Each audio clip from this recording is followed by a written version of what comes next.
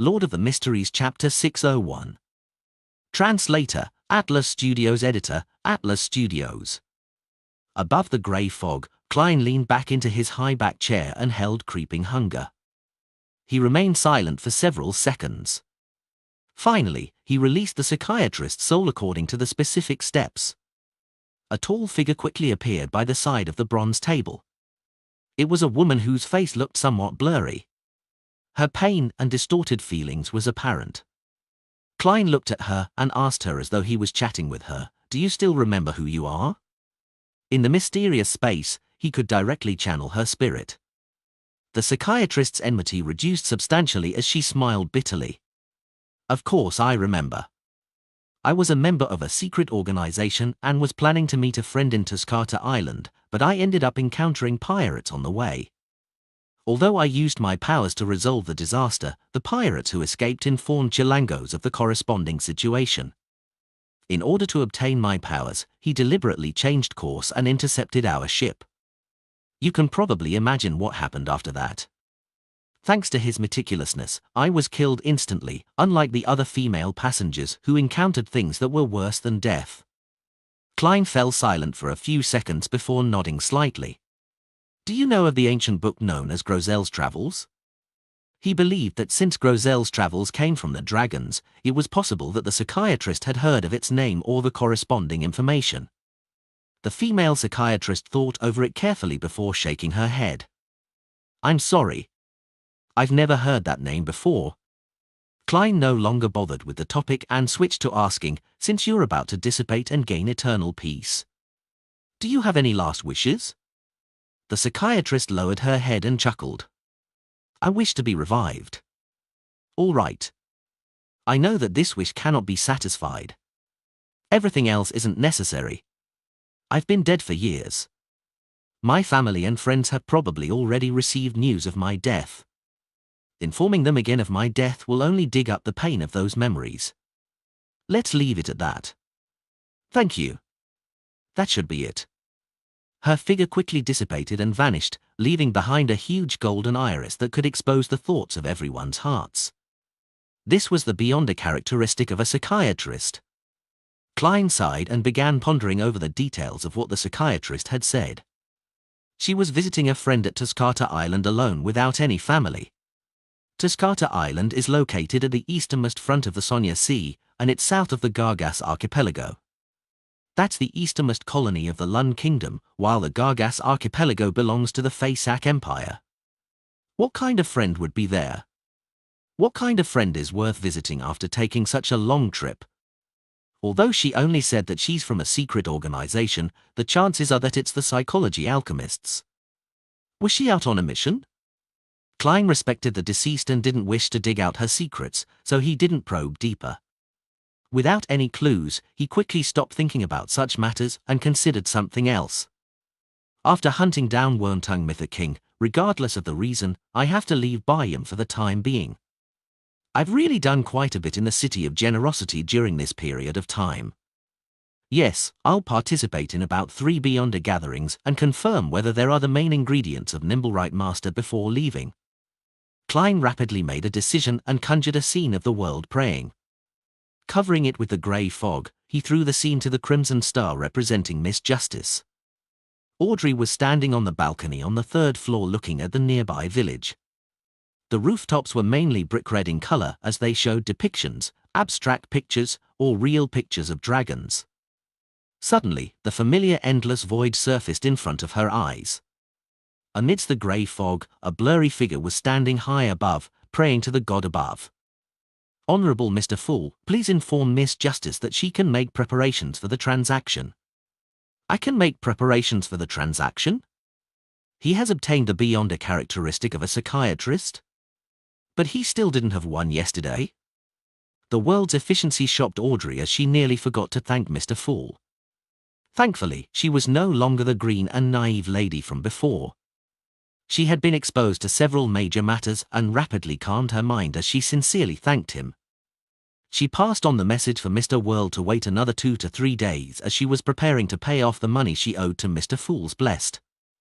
Although she had sufficient money, she had to maintain a minimum balance, otherwise it was easy for others to notice something amiss. After the illusory grey fog dissipated, Audrey silently looked down at Susie, who was admiring the garden on the first floor, before pacing around and secretly clicking her tongue. Mr. World is really terrifying. Evening, in the Seaweed Bar. Having just squandered all his money at the casino, Blue Eyes Meath sat before a bar counter and ordered a cup of Lanty Proof. He was just about to raise the cup when he suddenly heard the bartender whisper to him with a suppressed voice, "Wormtongue Mither is dead." What? Who did it? Blue Eyes Meath was first alarmed before he asked excitedly, "Someone is challenging Vice Admiral Ailment. An adventurer named German Sparrow. He wasn't known at all before. Who knew that he finished off Mither?" The bartender didn't hide his shock and alarm. He also killed Azil, the real boss of Amiri's Leaf Bar, Strongman Azil. Blue Eyes Meath was just about to sigh when he frowned suddenly. Back when Azil's men came to ask him about Blazing Dannets, he had mentioned that the bosun of the Golden Dream was seen mixing in with an unknown adventurer. He had used a ritual to provide the corresponding portrait. Azil is dead. Mither King is dead. It's done by an unknown adventurer named German Sparrow. Blue Eyes Meath suddenly trembled as a scene that left a deep impression on him surfaced in his mind. The young man that looked like a gentleman was standing by the entrance of the bar. He had black hair and brown eyes, with a thin and cut face. His eyes coldly observed the customers as though he was seeking out his prey. Blue Eyes Meath shuddered and couldn't be bothered with drinking his alcohol. He got up immediately and took wide strides out of the bar. All latest novels on novelbin/.com. Terrifying. That guy is too terrifying. Even Wormtongue died at his hands. He's definitely a powerhouse at the Admiral level. He will definitely seek me out and finish me off. No, I can't stay in by him any longer. I have to return to the ship and be far away from here. Blue Eyes Meath ran to the Red Theatre and forcibly pulled his companions with him. They headed for the woods and circled around to the private harbour ran by the Resistance. Opposite across the Red Theatre, the herb store in the alley remained open. The chubby apothecary, Darkwill, was sitting behind the counter, wearing a calm expression, but internally, he was deeply worried. He had already contacted the Life School of Thought members he knew via various methods and sought their help. However, he had no idea who they were or when they would come. He could only bear with his fear and anxiety as he continued running the store, pretending as though nothing had happened. "Darkwill, you're extremely uneasy."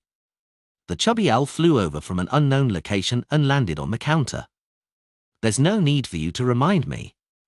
I know my state of mind very well." Darkwill waved his hands impatiently. He could still remember the times when he was still under his teacher's tutelage. He was often warned to be careful of the official Beyonder organizations and be careful of the true sanguine. In regards to this, Roy King raised several examples, such as being imprisoned underground forever, with no sunlight or woman to be seen, being made into experimental subjects where their bodies would be used to test the dangers of particular sealed artifacts. There, they would experience all kinds of experiments, and after mutating, they were monsters who acted on instinct. It was also possible to be sucked and eaten by the sanguine and made into puppets. These examples had deeply imprinted themselves in his mind. It made his already lacking courage vanish instantly. After leaving his teacher's side, he often stayed in a city for a short period of time, immediately leaving once there was a risk of exposure. Darkwill tried hard to keep his horror under control, placing his attention on the problem of rescuing his teacher. Old Man has been captured for some time. Why is he still imprisoned in the Governor General's office? With the military's abilities, they should be able to gather any information they wish to know. Be it an outright execution, the gathering of materials, or being used as an experimental subject, they would definitely move Old Man. Could it be that Old Man used some techniques to hide his secret, or they wished to make him into a spy? Sigh, just agree to it. Darkwill scratched his head as his thoughts wandered aimlessly. Gradually, he recalled the last letter he received from his teacher, Roy King. Old Man often likes to give hints in things that seem to be normal and ordinary matters. Could that letter contain similar information? That letter didn't say a thing. It just said to meet him near the Red Theatre and flaunted his gambling techniques. Pooey. He clearly relies on luck. He even wanted me to go to in Matt Street's Mabel Sundry store and buy a die to make preparations to be educated. I thought I would buy it only after we met, so I haven't been there all this time. Perhaps there's a secret there? Darkwell was like a drowning man who seemed to clutch at a straw. Many of Byam's streets were named after Lund Kingdom cities. Darkwell used a few minutes to muster his courage, brought the owl with him, and closed the door to his shop before walking out of the alley. While waiting for the rental carriage, he bought a copy of the news report from a paper as he flipped through the international and domestic news, as well as news about the archipelago. Suddenly, he saw a familiar face. It was the adventurer who had informed him of Roy King's location. In the afternoon, German Sparrow killed Wormtongue Mither King, who's worth a bounty reaching £5,400. I actually entrusted a mission to such a powerful adventurer. Darkwell clicked his tongue. He soon threw the matter to the back of his mind and got onto the carriage and headed straight for Inmat Street and found Mabel's Sundry store. The owner of the shop was a genial old lady who said after sizing him up, "The die you want costs £1. This is a robbery." Darkwell roared angrily in his head, but this only made him more certain that there might be clues hidden in the die. After paying, he received a tiny ring box and opened the lid. He saw a milky white six-sided die which had 4 red dots pointing up. Although he was puzzled with how ordinary the die looked and how it was stuffed tightly into the ring box with no remnant space, Darkwell still acted cautiously by not studying it on the spot. He placed it into his pocket and walked to another side of the street. When he came to a secluded spot, he couldn't help but give it a glance, unable to find any problems with it. At this moment, a carriage flew by and gave him a fright. His wrist trembled as he dropped the die on the ground. The die continued rolling and ultimately came to a stop, a single red dot pointing up. Darkwell cursed the carriage driver and widened his stride to pick it up. Just as he took this step, his body suddenly staggered, and he collapsed to the ground loudly despite the lack of any obstacles. All he saw were stars. His mind went blank for a moment as he lay there, the milky white die right in front of his eyes. Lord of the Mysteries Chapter 602. Translator, Atlas Studios. Editor, Atlas Studios. Darkwell sprawled on the ground, momentarily forgetting to stand up. His mind remained blank. Ever since he had matured, he had never encountered a scenario of tripping himself. After consuming the potions, his body had experienced enhancements to a certain degree, making it even more impossible. Now, for some baffling reason, he had fallen down in an inexplicable manner. Did I step on something? Darkwell suddenly snapped to his senses as he struck down with his palm and rolled to his feet. He pretended as though the one who had just fallen wasn't him. He looked left and right without finding anything odd on the ground. Filled with puzzlement, he took a few difficult steps forward to pick up the milky white die. At this moment, a patrolling constable seemed to have sensed the disturbance as he jogged over with baton in hand while holding his other hand down on his revolver. Upon seeing this scene, Darkwell suddenly felt worried, feeling suspicious that he had fallen for a trap. "They caught old man, but haven't come for me all this time. It's because they were secretly observing me and waiting for me to find some clues. Now I've gotten my hands on this strange die, they've started taking action. The official Beyonders are here to catch me?" Darkwell instinctively turned around and ran, but he had suffered a rather heavy fall, causing him to feel pain in his knees. He was momentarily only able to walk. Seeing the patrolling constable approach him, and with him not being able to run, a scene of an underground prison instantly surfaced in Darkwell's mind. In an environment with only an everlasting candlelight, locked with Beyonders who would heave intensely like monsters. What happened? The patrolling constable pressed down on his revolver as he kept his distance and asked cautiously. Darkwell suddenly felt an irrepressible fear. As his wrist trembled, the milky white die he had just picked up fell to the ground again as it rolled a few times. This time, 6 red dots pointed up. Faced with the constable's scrutiny, Darkwell replied with a trembling voice, "I just stepped onto a damn banana skin and fell." The moment he said that, he felt his heart skip a beat. This was because there wasn't any banana skins on the ground. Damn it. I was too nervous. I should have said that I tripped myself. Darkwell thought in frustration. He decided to summon the owl perched on the roof opposite him, preparing to make a last stand. The patrolling constable gave him a glance and chuckled. "Make sure to watch where you place your feet when walking. I was imagining that you had been robbed." He released his palm on his revolver, raised his baton, and walked away. In a daze, Darkwell looked at the constable's back that was opening up a gap from him.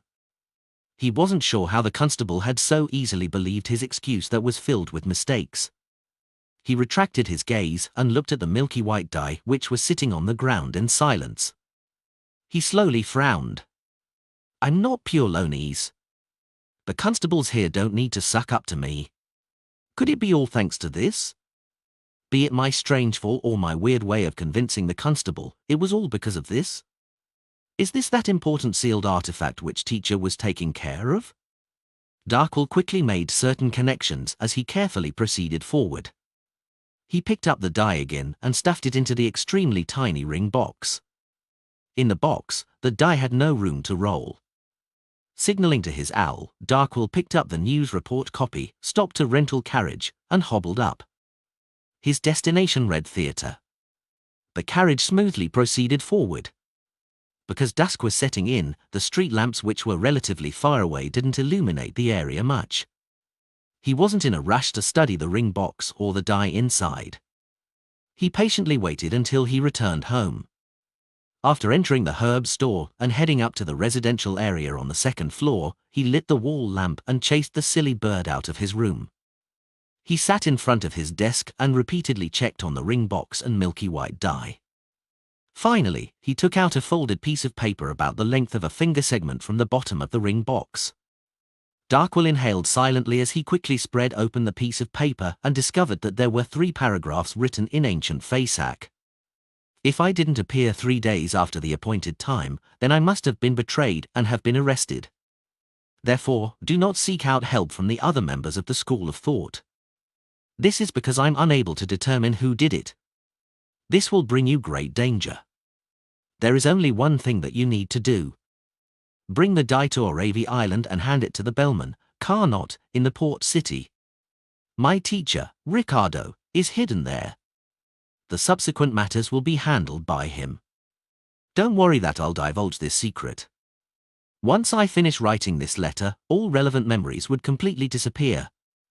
I wouldn't even remember having an apprentice like you until I'm rescued. Remember, try your best not to use the die. It has living characteristics. The more you use it, the easier it is for it to awaken. It will roll itself when you aren't watching it, even without any space. When it's at 1, please trust me when I say that you'll suffer from worse than a direct death. This is because almost everything you do will end in failure, including your bed activities. Indeed, this die is very dangerous." Darkwell subconsciously sighed and immediately realized the dumb act he had done out of goodwill. In order to rescue his teacher, Roy King, he overcame his cowardliness and remained in Bayam, as well as sent out a cry for help to the Life School of Thought members. And according to the information, this meant that he might very well have been targeted by the person who betrayed Roy King. "Why didn't you say so earlier?" "No, why didn't I head out to buy the die earlier?" Darkwell raised his hands and yanked at his hair. He didn't dare stay any longer. He decided to leave his residence and buy a scalped ticket at night. He would head for Oravi Island early the next morning. That was an island that was on the route between the Rorsted Archipelago and Tuscata Island. My charms, my revolver, my bullets. Darkwell quickly counted the items that could provide him with safety, feeling concern over his lack of combat strength. He quickly thought of an idea as he paced around and mumbled, "I need to hire a bodyguard." A bodyguard? Who should I hire? How much money must I spend? Amidst his thoughts, Darkwell's gaze swept across the news report copy which he had just brought back. Suddenly, he thought of an excellent bodyguard, German Sparrow. A powerful adventurer who could hunt a pirate worth £5,400. If he's willing to accept the mission, I should be able to successfully arrive at Oravi Island if the counselor doesn't take action. How can I find him? Right. I should paste notices in the bars where adventurers frequently appear. Darkwell nodded indiscernibly as he stuffed the items back into his packed suitcase. With this plump owl, he left the herb store once again, his heart feeling the pinch. In the seas beyond the Rorsted archipelago, in a small port belonging to Lun, the Black Death was docked there without any scruples. It was being surrounded by 3 ships.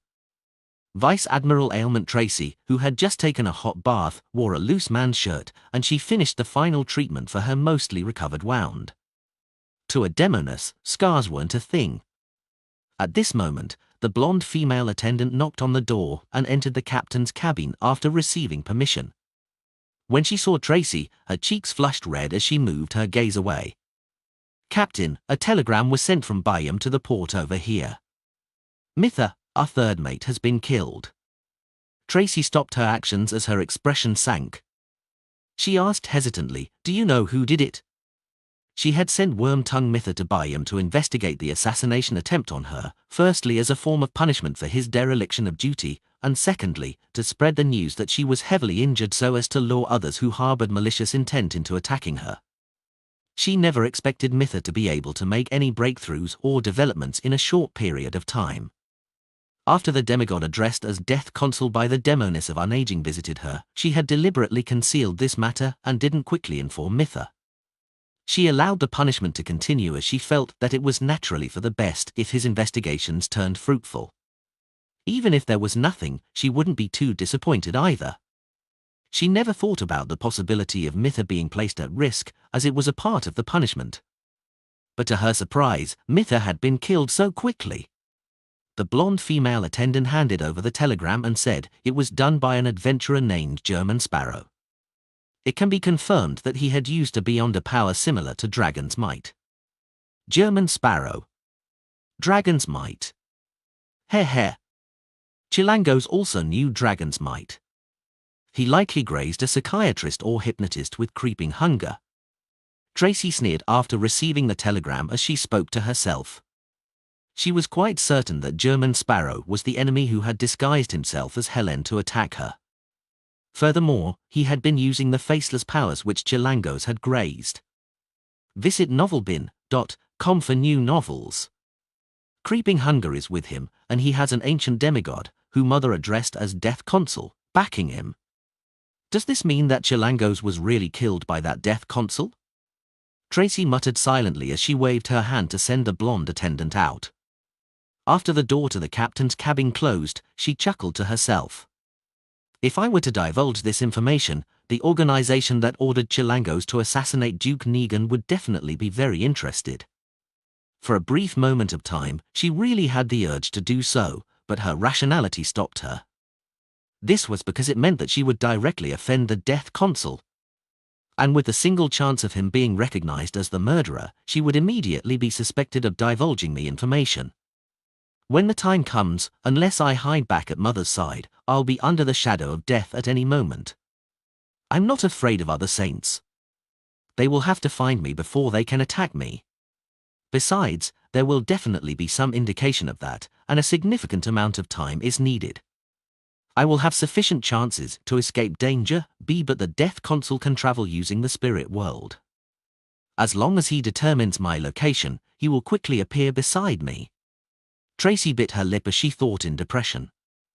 She gave up her previous thoughts and decided to take note of German Sparrow's whereabouts. She wouldn't spare him once a good opportunity arose. At this moment, Klein was still living in the Tina Inn, waiting for his bounty to be delivered to him. Lord of the Mysteries Chapter 603. Translator, Atlas Studios. Editor, Atlas Studios. 10 p.m. Swordfish Bar. After waiting an entire afternoon and having not received his bounty, Klein deliberately went out. He went to Ounce Kent and received the news that the process had been kick-started. However, he would only receive the money tomorrow morning. He disguised himself and participated in a private exchange among the adventurers in the Swordfish Bar, but he didn't find the main ingredients of the Nimblewright Master Potion or any mystical items. After restoring his appearance, Klein pressed down on his hat and attempted to squeeze through the crowd. He left the bar, which was in its rowdiest and noisiest time of the day. At this point, gazes swept past his face as most of them were momentarily taken aback before they clearly froze for 2 seconds, as though they had recognized something. Suddenly, they retracted their gaze and retreated far away from Klein like the receding tide. They had already learned of German Sparrow's appearance and strength in the papers and rumors. More details had gradually spread in areas where adventurers, pirates, and gang members gathered. Many people gained a basic understanding of the present situation and knew that German Sparrow had taken the crazy action of instantly drawing his revolver once he discovered Wormtongue Mytha King. Therefore, everyone knew better and chose to stay away from the dangerous man. The merchant, Ralph, was drinking in front of the bar when he suddenly sensed the disturbance. He instinctively half-turned his body around and looked over. He soon saw a quiet gentleman with a thin face and cut features, and the corresponding portrait, which appeared on news reports, surfaced in his mind: German Sparrow who hunted Wormtongue. Following that, Ralph recalled his conversation with Resistance leader, Kalat, in the evening. He confirmed that the crazy adventurer before him wasn't averse to sea god, and he had even witnessed the private trade between the Resistance and Vice Admiral Iceberg. Perhaps I can develop him into being a believer of sea god. Even if he has no interest in the archipelago in the future, he might be able to provide certain help in certain matters. Ralph clasped his hands and held them to his mouth as though he was blowing at a sea conch. This was one of the gestures used to pray to sea god Calvetua. Then, he suddenly got up and walked to German Sparrow with a beer in hand. At this moment, Klein also noticed Ralph's approach and recognized him. That was a devout believer who was willing to offer up a third of his 20,000 gold pound wealth to sea god. That was the former pirate and the present merchant who he had convinced to set up a children's charity foundation. Based on the news regarding the charity foundation and his frequent pious praying, he understood Ralph in all aspects. Therefore, he was very puzzled as to why the man would attempt to approach German Sparrow. He has a job to entrust to me? Things that the Resistance isn't able to do for some reason or another. Klein looked at Ralph as he slowed down his pace. Mr. German Sparrow? Ralph raised the cup of beer in his hand.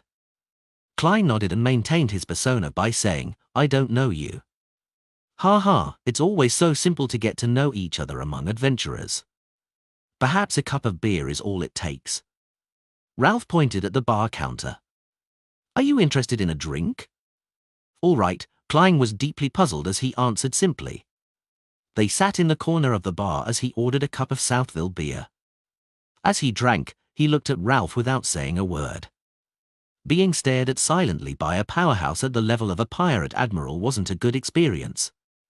Ralph drank a mouthful of beer to hide his high-strung nerves and laughed. I've heard about you.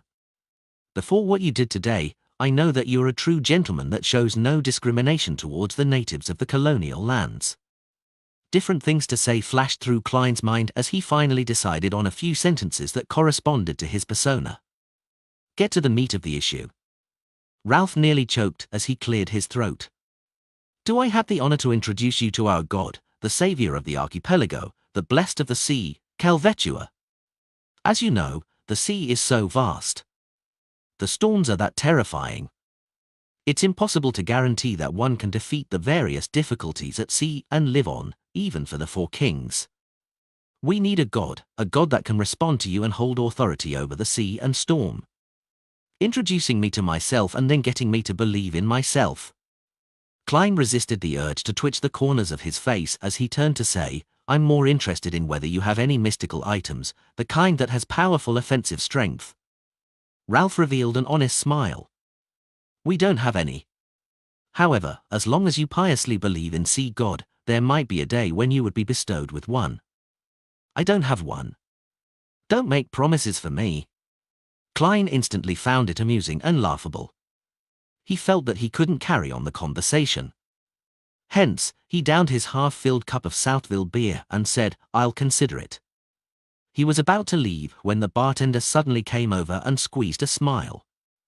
"Mr. German Sparrow, someone entrusted you with a mission." "What is it?" Klein glanced at Ralph. "Updated from no/v/e/pound/in.co/m." Knowing his place, the latter left his seat with his beer. He was already very pleased with today's outcome. This was because he never had the intention of developing the crazy adventurer into a believer of sea God in one try. His goal was only to let him know of the possibility and to think about the pros and cons of doing so. After the silence in the corner of the bar resumed, the bar counter immediately said with a smile, "He says he's an apothecary, you know. He has a mission to entrust to you. If you're interested, you can wait here for him. We will contact him with the previously established method." "An apothecary I know? The chubby Darkwill? The Darkwill who rears a plump owl? What kind of mission would he have for me? Rescue his teacher, Roy King? That isn't something I will do. The risk is just too high." As his thoughts raced, Klein decided to first figure out the details of the mission. Okay. At nearly 11 p.m., Klein met the apprehensive Darkwill in billiard room 3 of the Swordfish Bar. He had already changed into a rather eye-catching witch doctor robe and was dressed as a native. He was in a tar-bar shirt, pantaloons, and a brown jacket. As for this round-faced owl, it was perched silently on his right shoulder, observing the adventurer with his penetrating eyes. It's very similar to the feeling of how Miss Justice observes the other members of the Tarot Club. This owl might really be a beyonder creature. A spectator? Klein made a judgment as he said in a deep tone without a change in expression, "What mission is it that you have?" "It's this." The chubby apothecary kept his left hand in his pocket and clenched the ring box tightly. "I'll be making a trip to another island. It will probably take 3 days. Due to certain developments, I might encounter danger. Of course, it might not happen as well. In short, I need a bodyguard, and I think you're the best choice. The way you put it sounds like I'm actually not that impressive, it's just that you know a few people. You aren't rescuing your teacher and had chosen to leave Bayam to seek out helpers? Or he has already been saved and the danger comes from the military's pursuit?" Klein pondered over the truth behind the matter as he calmly asked, "How great would the danger be?" Darkwheel's lips trembled as he said, "I can't be sure. If the danger exceeds what you can handle, you can directly hand me over to the other party. This will be a promise we make now. It will not spoil your reputation. If I didn't know that you just have a nasty mouth, then I would have imagined this as a form of goading." Klein thought and said, "What kind of payment can you provide?" Darkwill originally wished to directly give the answer he had considered long ago, but he felt hesitant for a moment. This was because the matter was indeed very dangerous. Without enough chips, he couldn't move German Sparrow into agreeing. He was afraid of the appearance of the counselor, and that before the matter reached a level of despair, his bodyguard would give up resisting.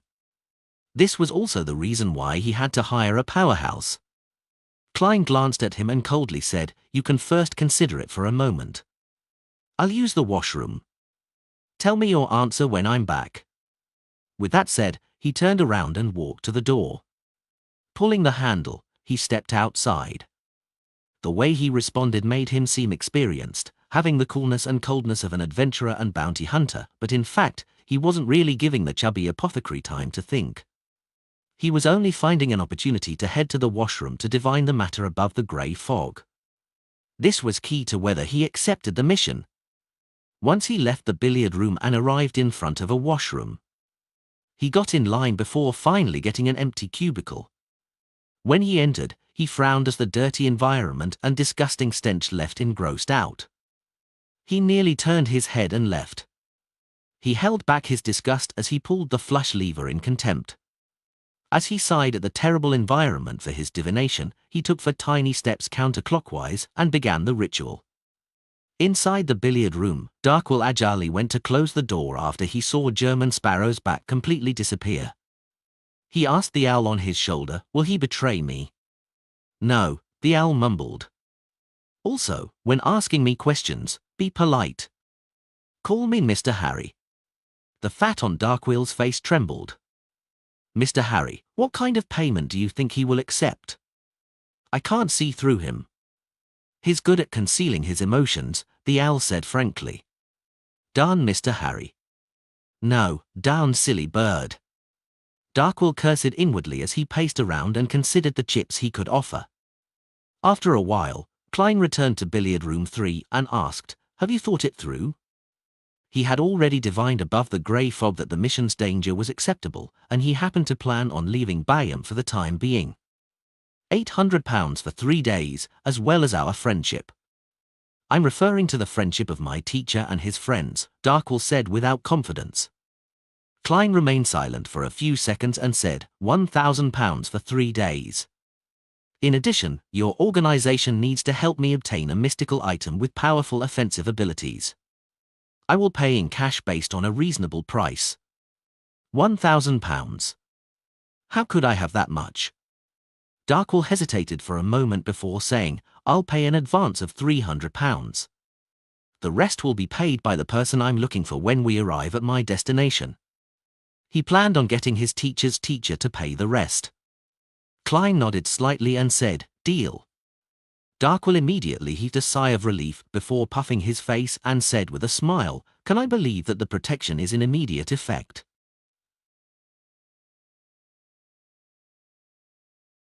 Lord of the Mysteries Chapter 604. Translator, Atlas Studios. Editor, Atlas Studios. Upon hearing the chubby apothecary's question, Klein smiled inwardly as he wore a stoic expression. "From the moment you make the first payment." Darkwheel didn't hesitate to take out a huge wad of cash as he counted it while his heart pained for the money. "Here's £300. You can carry out your promise." Klein received the notes and nodded. "That wouldn't be an issue." Darkwheel immediately felt relieved, as though he was a drowning person who had finally caught onto a float. Half an hour later, in the Teenerian, Darkwheel watched in a daze as the powerful adventurer, German Sparrow, said to the reception counter, "Switch us to a luxurious suite." With that said, Klein took 2 steps backward as though giving his spot to the chubby apothecary. Darkwheel gulped his saliva and asked hesitantly, "I'm paying?" "During the mission, all expenses are borne by the employer. This is the rule adventurers follow," Klein said without a change in expression. "I'd be a dunce if I believed you. Am I to help you pay if you call for a few red theatre prostitutes?" Darkwheel thought as he squeezed out a smile. "We can use an ordinary room. This will make the protection job easier. Then, you stay by yourself." Klein acted as German Sparrow without any effort. Darkwheel laughed and walked to the counter and said without expression, "A luxurious suite." When Darkwheel finally checked in and entered the smaller bedroom, he opened the window and left an opening for the owl, Mr. Harry. He took out the ring box in his pocket and checked the situation of the strange die. After confirming that the die was the same as before, with 4 points facing up, Darkwheel gradually heaved a sigh of relief. Backland. Inside an ordinary house. Zangwill woke up from his slumber, and the first thing he did was check on his body. This was something he had to repeat every day.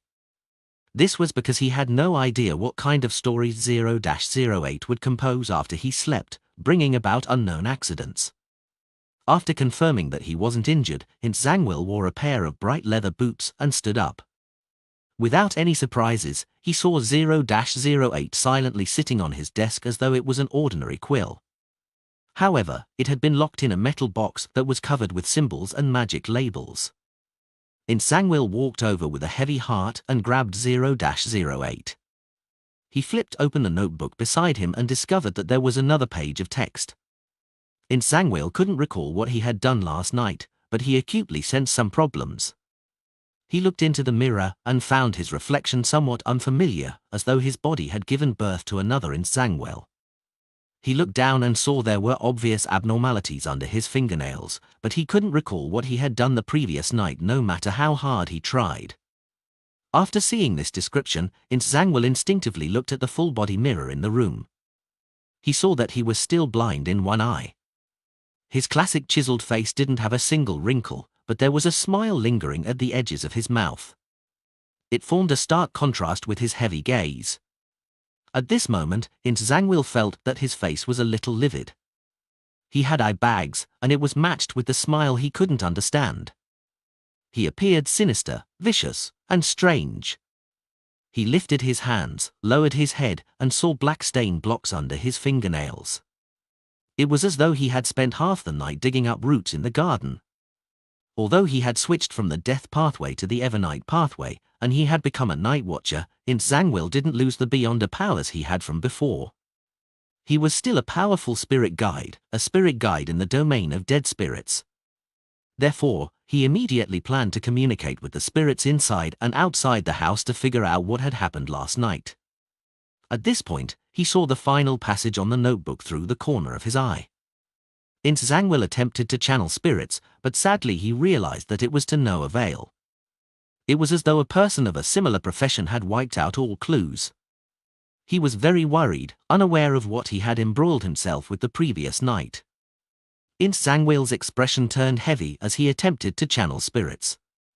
Within his expectations, he didn't receive any outcome which could be called a pleasant surprise. Wednesday morning, outside Amiri's leaf bar that had its shadow boss replaced. Klein circled around to a secluded alley and saw Ounce Kent carrying a tiny suitcase. "Your bounty?" Ounce Kent threw the small suitcase over. This actually wasn't the bounty money in the true sense of the word. It was money the military had put forth. The former involved the Governor General's office and the kingdom's finance ministry. The procedure was complicated and needed at least 3 days to complete. Klein caught the suitcase and opened it on the spot. He saw stacks of neatly arranged cash, with most of them in £1 or £5 denominations. A total of £5,400. "We didn't take a cut," Ounce Kent said as he forced a smile. If it were any other adventurer, he would have given £4,000 at most. The rest was the income for the personnel involved in the entire procedure. But faced with the crazy man whose strength was close to a pirate admiral, all he could do was volunteer work thanks to his fear of being executed on the spot by him. "The military is unlikely to fool me with fake notes." Klein grabbed a stack of cash and waved it. £5,400. Hiding outside the alley, Darkwell heard Ounce Kent's words and secretly shot a glance at the suitcase. The stacks of pound notes seemed to blind him. This was the first time he was seeing so much money placed together. An adventurer really is a profitable profession. Successfully hunting a pirate earns thousands of pounds. Protecting me nets him £1,000 and one request. Occasionally, he can find sunken ships and treasure. Why did I become an apothecary instead of an adventurer? If I had known, I would have chosen that lucky beyonder pathway. Darkwell thought with atypical admiration. However, he quickly recalled his reality. Most adventurers didn't live such rich lives. Even if they could make a killing, a third of their income was given to apothecaries, either to treat their injuries and remove any latent injuries, or to buy medicine to add to the fun and deal with unmentionable diseases. It's still safer being an apothecary. Darkwell sighed inwardly. At this moment, Klein, who had only did a rough count of the money, closed the suitcase and said to Ounce Kent, "I'll be leaving Bayham for some time. If I have any intel, how should I inform you?" "You're leaving Bayham?" Ounce Kent asked, finding it odd. Klein nodded slightly and said, "I received a bodyguard mission." Ounce Kent was first enlightened before he felt a baffling sense of ease. If this madman were to stay in Bayham for long periods of time, there will ultimately be a day where he causes problems. It's better to drift out at sea and fight those pirates. Ounce Kent immediately said with a smile, "You can directly send me a telegram and include my address. We have people planted at the telegraph office." "All right." Dressed in a black tweed coat, Klein didn't speak further. With the suitcase in hand, he turned to leave the alley. He headed for the harbour together with Darkwell and planned to catch the earliest liner to Oravia Island. The owl flew in between the trees and appeared furtive. Lythathy had already bought scalp tickets the night before. Half an hour before they boarded the ship, Darkwell reeled with anxiety. He was afraid the person who had betrayed his teacher would suddenly rush over and attack him. This feeling continued until he entered the first-class cabin that belonged to him. As long as the liner went out into the sea, beyond us without flight capabilities or their own ships would find it difficult to intercept him. Quickly start the ship. Quickly start the ship. Darkwell looked out the window as he muttered to himself. At this moment, the owl had followed and perched on his left shoulder. Klein sat on a chair in the room, prepared for any possible attacks. At this moment, the sky suddenly turned dark as the wind howled with increasing strength. The air's humidity also clearly climbed. A storm? Darkwell widened his mouth as he blurted out. This meant that the ship might not set sail at the scheduled time. It might be delayed for hours. And with that, Darkwell wouldn't be able to withstand many of the unnecessary risks. He turned his head to look at German Sparrow and forced a smile. Do you have any solutions? I do have one. For example, you can immediately pray to see God Calvetua, and I'll immediately answer your prayer above the grey fog. I'll disperse the storm. But it's without a doubt that in minutes, or maybe seconds, Sea King John Common will rush over. And his attacks will arrive earlier. Klein looked at the chubby apothecary and said calmly, I'm only an adventurer. Darkwell knew that he shouldn't have had any expectations. He cursed the weather silently and turned around, looking out the window to check on the exact situation. Boom! A silver bolt of lightning struck Darkwell before Klein could even react. Darkwell immediately collapsed, convulsing as smoke emitted from his body. His skin was charred as snakes of lightning buzzed. Klein nearly fell into a shock.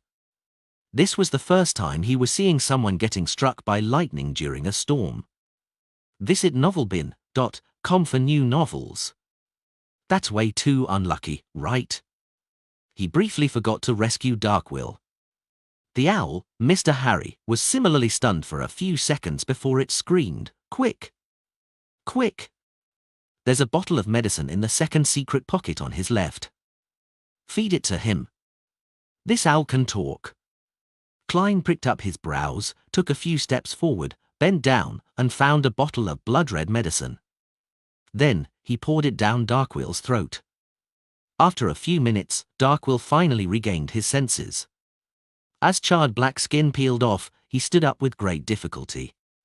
I'll deal with my wounds. He staggered to his room and locked the door. After doing all of that, he took out the ring box and opened it with a solemn look. In the ring box with almost no room to roll, the milky white die had already changed at some point in time. 2 red dots were facing up. In the living room outside, Klein stood on the spot and recalled everything that had happened before frowning. At this moment in time, he had a baffling feeling that the enemies he would face during this bodyguard mission was probably going to be different from the enemies he encountered in the past. After Darkwell partially recovered and came out, Klein sat on the chair and leaned forward slightly. Explain. This determines how I should provide you with protection.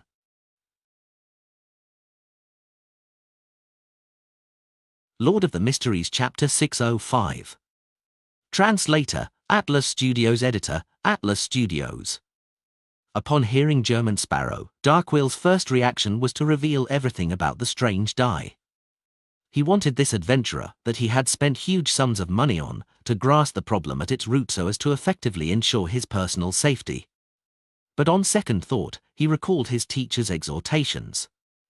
Believing that the die might very well be a rather important sealed artifact of the life school of thought, he was afraid that the truth would entice him to cause even more negative developments. Updated from no/v/e/pound.in.co/m. There are plenty of rumors about adventurers who killed their employers during missions in order to earn greater benefits for themselves. I don't know German Sparrow, and I have no idea what kind of character he has. I need to be cautious. Besides, the die had automatically rolled a 2. The situation isn't at its worst and most despair-inducing. I can still wait for a chance. Darkwell hesitated for a few seconds and finally decided to talk about superficial matters while avoiding the key points. He subconsciously dodged German Sparrow's seemingly calm eyes. It's this. My teacher and I belong to a secret organization. I'm escaping because a traitor has appeared internally. They grasp the pathway related to fate and can make themselves sufficiently lucky and their target unlucky. I might have been cursed, so I was unlucky enough to be struck by lightning. After the explanation, he forcefully hid the nervousness in his heart and awaited German Sparrow's reply. Will he believe me? This kind of adventurer with rich experience and strength is likely hard to deceive. If he were to discover that I'm lying, he will likely sink me into the ocean. Darkwill stood there anxiously, like a student being summoned to the teacher's desk. He's indeed from the life school of thought. Monster pathway? Klein nodded in thought. I understand. Try to do as little as possible. I will consider how I'll deal with your bad luck. Darkwill was taken aback, completely unable to believe that German Sparrow would so easily accept a lie he fabricated on the spot. He forced a smile and quickly expressed his gratitude. Then, he returned to his room, leaning his back against the door as he took out the ring box. Pa! His hand trembled as he opened the lid, only to discover that the milky white die had already strangely rolled itself to have the 6th side facing up. Does this mean that I was lucky enough to successfully fool German Sparrow? Darkwill thought in enlightenment. Mr. Harry swooped down and didn't choose to perch on the chubby apothecary's shoulder. Apparently, it was still somewhat worried about how it could have also been implicated when Darkwill was nearly struck by lightning. It stood on a wooden desk and stared ahead with its round eyes. Darkwill, you're very nervous. You don't have to tell me that, Darkwill said in frustration. The owl spread its wings and said, all right, I'll use a different explanation. I believe I should consider changing owners. German Sparrow seems to be a pretty good choice. Then what about me? Darkwill asked in surprise, momentarily forgetting his anger. Mr. Harry scared and said, don't you sense the concern and fear in your heart? You're already suspecting whether you can see tomorrow's sun. That strange die is really, really dangerous. If I were you, I would have thrown it out the window and into the sea and get your teacher's teacher to fish it out himself. How do you know about my teacher's teacher? Darkwill blurted out the question. Mr. Harry proudly lifted its head and said, don't doubt an owl's vision. Darkwill fell into thought and didn't faze himself with its answer. No, that won't work. Throwing the die into the sea wouldn't resolve all my problems. According to Old Man, even if it's buried out at sea, any powerful person will be able to find it in days. That will mean that I'll really lose it. Silly bird. You lack general knowledge in mysticism, and you don't know how some important sealed artifacts are just like the most popular prostitutes in Red Theatre. They'll always be able to attract hungry men. Including you, Harry calmly replied. As for the problem of being lacking in general knowledge in mysticism, I believe a famous quote can explain it. Emperor Rizal once said that if a child doesn't receive a good education, then it's the father's fault. This sentence can also be used to describe problems between a pet and its owner. All right, Darkwill, regardless, I believe you need to discuss the die with German Sparrow. Otherwise, there will only be greater danger. Let me wait and see a little longer. Perhaps it will be fixed at 6. Darkwill said with some hesitation. He sat on the edge of the bed before lying down. At this moment, the storm that had been howling had gradually calmed down. The sky began to turn calm as the liner blew its horn, indicating that it was setting sail. Inside the first-class cabin's living room, Klein looked out the window and saw blurry rainbows that appeared after the rain. Yet, his heart wasn't calm. He wasn't too afraid of enemies. Out at sea, apart from the 4 kings and the official demigods, or the pirate admirals who appeared with their fleet, there were very few matters that could threaten him, who had creeping hunger and several mystical items. Even if the ship was sunk, he was able to escape thanks to the many charms he had from the sea god domain. But luck was something he really had no confidence in. It wasn't within the limits of his abilities, nor could he think of a way to handle it. Although my title is the King of Yellow and Black who wields good luck, that was modified from the luck enhancement ritual. And the luck enhancement ritual clearly wasn't to allow people to get out of bad luck. Darkwill's matter is quite difficult to handle. I can only invest more effort into keeping a close eye on his situation. I'll immediately rescue him if something unlucky that can cause death happens. Let's hope that we can last for these few days until we arrived at Oravi Island. His seniors should be able to help him change his luck. Klein rubbed his temples, but he didn't show any abnormalities. Darkwill, who had been too nervous the previous night, fell into a deep sleep without realizing it. After a while, his stomach's growling informed him that it was time for lunch. He tried hard to open his eyes, but he felt as though an invisible person was pressing down on him, making it impossible for him to move. He felt the back of his head swelling with a sharp pain. He felt his breathing become more difficult as his heart raced at an abnormal pace. Don't tell me that I'm going to experience a sudden death in my dreams. Darkwill struggled with all his might, but he failed to wake up. He became weaker and weaker with time. At this moment, his mouth was opened up by a sharp object as an ice-cold liquid was poured in. The liquid also flowed down his face, wetting his chin and neck. Darkwill's body recovered as he finally managed to open his eyes. He saw two bright, round, gold-like eyes nearly slamming into his head. Rearing a beyond a pet can be quite effective sometimes. Darkwill first felt wistful before he rapidly sat up and took out the ring box. Inside, the die had rolled to another side. 1 point. So unlucky that I almost died in my sleep? No, I don't think it's that simple.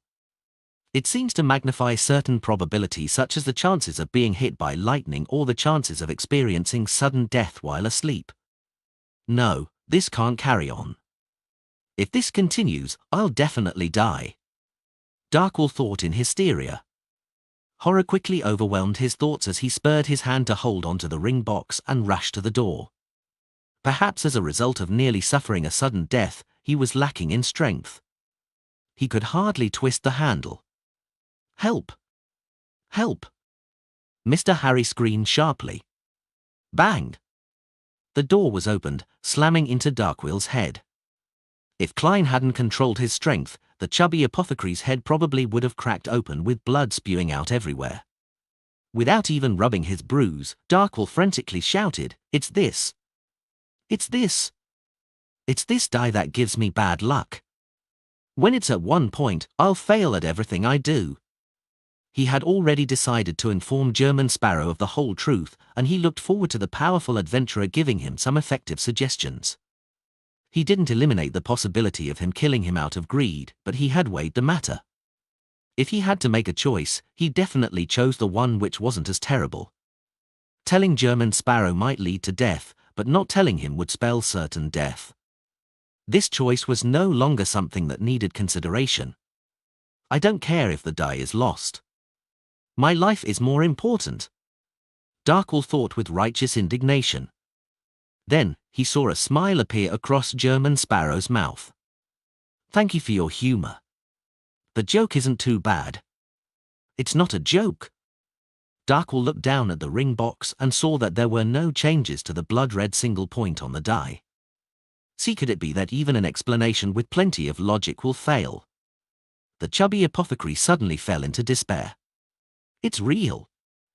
He's speaking the truth. Harry flapped its wings.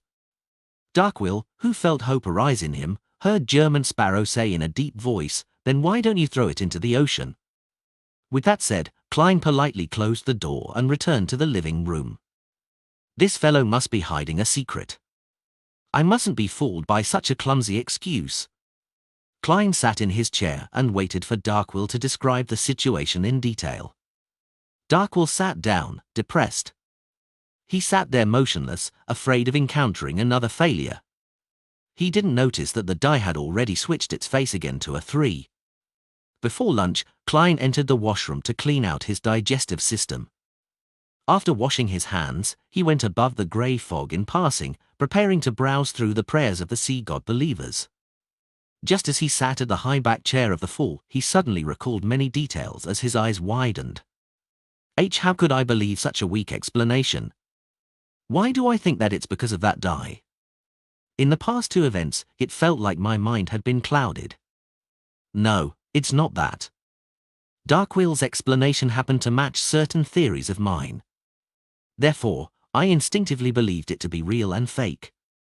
Klein's eyes constricted as he thought about it. At that moment, he had already made a judgment. That die is indeed problematic.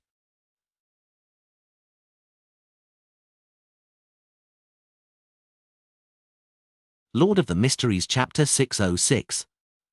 His chapter is updated by November, EL, being.co/m.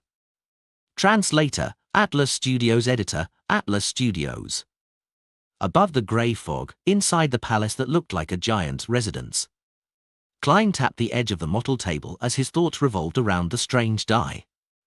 It can influence me without me realizing it. This is already somewhat similar to 0-08 from back then. It's just that one is right in front of me, while the other is hidden. It's definitely a sealed artifact, and it's the kind that exists at the very pinnacle. Even if it's not a grade 0, it has to be a very special existence among grade 1s. I'm temporarily unable to interfere with matters regarding fate, but I can't just passively face it. With the passage of time, objects at the level of sealed artifacts will often cause more severe damage. It might begin to affect people around the chubby apothecary, such as me or all the passengers on the ship. Klein thought over the matter seriously without any solutions in mind. He decided to immediately return to the real world. He didn't know how to seal the die or how to reduce its influence, but he knew someone had a clue. It was the Snake of Mercury, Will Septin, who was still inside his mother's womb as a fetus. Entering the master bedroom, he took out the paper crane in his wallet and placed it on the table. Klein took a look at the surface, which still had signs of being erased. He picked up a pencil and wrote a simple question: how do I deal with that die? He folded the paper crane back to its original form, stuffed it in his wallet, and went to the door of the servant's room before knocking on it twice. This wasn't in violation of German Sparrow's persona, because he was a gentlemanly madman. Of course, Klein was mainly afraid of bashing Darkwill to death by rashly opening the door. This was something that he had learned from the movie franchise, Final Destination. In addition, Klein was also worried about witnessing something disgusting or unpleasant. With the preferences Darkwill has exhibited, when he realizes that he's in extreme danger and unable to extricate himself from it, with waiting for death being the only option available to him, there's a non-zero chance of him pleasuring himself to climax one last time. Klein lampooned as he heard the chubby apothecary's weak reply, "What's the matter? It's good that you aren't dead yet." Klein carefully opened the door and leaned his body a little forward, looking at Darkwill and the opened ring box, which was sitting in front of him. He calmly asked, "What's the score? Can't you check it from the papers yourself?" Sports section. Darkwill remained listless. "I'm asking about the die," Klein simply added. "It's still at 3 points. Darkwill first answered instinctively before turning his head and jumping up. "You believe me?" Klein didn't reply so as to prevent him from recalling how German Sparrow had been fooled by the die. He turned around and said in an unperturbed tone, "Bring the die outside." "All right. All right." Darkwill and Harry cried out in joy almost at the same time. They either raised their arms or wings. After the chubby apothecary carefully carried the ring box out, Klein pointed at the coffee table and said, "Put it on there." As he said, he sat on the sofa beside it. He placed his arms on his thigh and leaned forward to observe the strange die. On the surface, the die didn't seem strange in any way when it came to mysticism. The only difference from an ordinary die was that it was dyed in red, even for 3 points. Klein didn't touch it out of caution. He slightly straightened his body and looked at Darkwill, who was seated across him on a chair, as well as the fat owl, Harry, who was perched on the chair's back. Described the exact situation. Darkwill didn't hide the matter any further as he said with a smile which looked worse than crying, "This is an important sealed artifact in our organization. My mission is to send it to a particular person in Oravia Island. But, as you can see, it's extremely dangerous. It will roll itself even when there's no space for it to do so.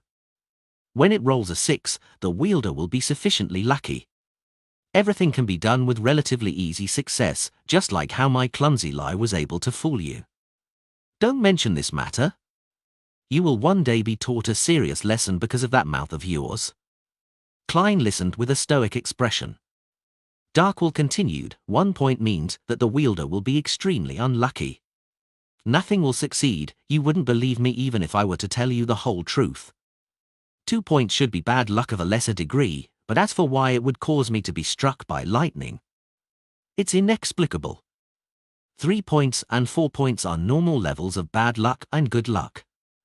This can be confirmed. 5 points is the opposite of 2 points. You aren't considered unlucky enough, otherwise I would have already beaten you up. Klein thought and calmly instructed, from this moment forth, both of you will take turns to monitor this die. Once it drops below 3 points, you are to inform me immediately. Both of us? Darkwell wore a blank look for a moment. Including me? The owl perched on the edge of the chair's back raised its right wing. Klein leaned back into the sofa and crossed his right leg as he said calmly, this will help in maintaining focus and energy. With that said, he gestured at the owl with his chin. You're up first. My name is Harry, the owl grumbled. Harry. Klein resisted the urge to laugh as he said to Darkwell, pull the bell and get an attendant here. From this moment forth, we will choose to have room service for our meals. Before reaching Oravi Island, you have to be in the living room at all times. You are not to go anywhere. Even if you wish to use the washroom, it will be when it's at 3 or 4. If you really can't hold it in, I'll give you a bucket. Upon hearing German Sparrow give instructions with regularity and thoroughness, Darkwell calmed down a little at a time. He was no longer as horrified as before. The matter he was most worried about prior to this was that firstly, German Sparrow would be enticed by greed and choose to kill him for the die. Secondly, this somewhat crazy and cold adventurer might be frightened by the die, and that he would choose to terminate the mission and stop providing protection. And now, German Sparrow didn't show any fear, and he even seemed very confident. Darkwell secretly sighed in relief and thought, his performance was really professional. He isn't afraid at all. He can even escape the influence of the die and accept my explanation. He lives up to his name of being the powerful adventurer who easily hunted Worm Tongue. He's definitely a powerhouse at the Pirate Admiral level. Darkwell stood up and walked to the door to pull the service bell. Just as he returned to the sofa, he heard Harry's sharp screech. It has changed. It has changed. 2 points. Suddenly, Klein exerted strength in his legs as he rose up from the sofa without warning and rushed to Darkwell's side. Bang! As a gunshot rang from outside, Klein pulled Darkwell's arm, swung his arm backward, and shook his wrist, throwing the chubby apothecary to the side. At this point, in the wall opposite to where Darkwell was standing, there was a bullet hole. Did a sailor's gun misfire? Or did the bullet ricochet when aiming at some seabird or something? Regardless of the situation, the chances of that happening are very low, yet. Klein turned his head to the chubby apothecary. Are you injured? Darkwell shook his head with a lingering sense of fear. I'm fine. In the time that followed, Klein resolved more than 10 accidents, one after another. It included the sudden collapse of the chandelier in the room, a hammer dropped by a slipping maintenance worker headed straight for Darkwell's head, as well as Darkwell nearly dying from choking on a fishbone. These didn't seem like anything serious, but for Klein to remain highly focused, it was inevitable for him to be exhausted. Thankfully, the die automatically rolled to 4 points later, finally ending the hour which was fraught with disasters. No, I can't continue like this. Who knows if something will happen to me when I'm rescuing him? Klein sent away the captain who came to apologize and said to Darkwell, I'll sleep for half an hour. Both of you are to watch the die. Immediately wake me up when there's a problem. The chubby apothecary and the owl nodded like a hungry woodpecker. Leaning back into the sofa, Klein used cogitation to quickly fall asleep, hoping to receive a reply from Will or Septin. When he woke up in his dream, he heaved a sigh of relief when he saw the pitch-black desolate plains. He followed the same old path and reached the depths of the black steeple. In the protruded ground surrounded by tarot cards, there were many new silvery lines that were densely written. Klein stopped walking and quickly read it. It's called the Die of Probability. It's a sealed artifact of the highest level in our school of thought. I believe it can reach the standard of a grade 0 sealed artifact. It controls the probability of everything. 1 point will maximize the probability of unfavorable matters occurring to the target. 2 points will raise the probability of unfavorable matters greatly. This doesn't mean that 2 points is safer than 1 point. This is because once the probability is high enough, any accident can happen. 3 points is to increase the probability of unfavorable matters. It's the opposite for 4 to 6 points. Even for me, a being who can reset it to a certain extent, it's a rather dangerous sealed artifact. A demigod can be killed using it, but of course, it can also kill yourself. I know, your contest with the die of probability is likely the equivalent to the battle between the God 1 of Save and Load and the RNG2 gods. Klein lampooned inwardly as he continued reading. The die of probability has living characteristics. It always makes the wielder swing back and forth between having good and bad luck. If one isn't careful, it's possible to die from an accident. When it awakens to a certain degree, it will control the people and objects around the wielder, controlling the probability of their actions. Although it hasn't been confirmed, I suspect that given enough time, it will be able to influence the entire world, making every action of all life be determined by its score. Of course, this is excluding deities. To put it simply, it's digitizing the entire world. This is definitely at the level of a grade 0 sealed artifact. It's extremely dangerous. How terrifying. Klein couldn't help but frown as he eagerly continued reading. To truly seal the die of probability is rather complicated. To put it simply, it's to use specific sealed artifacts to isolate it from the spirit world, astral world, and the real world. You can give it a try. I'll reveal my cards.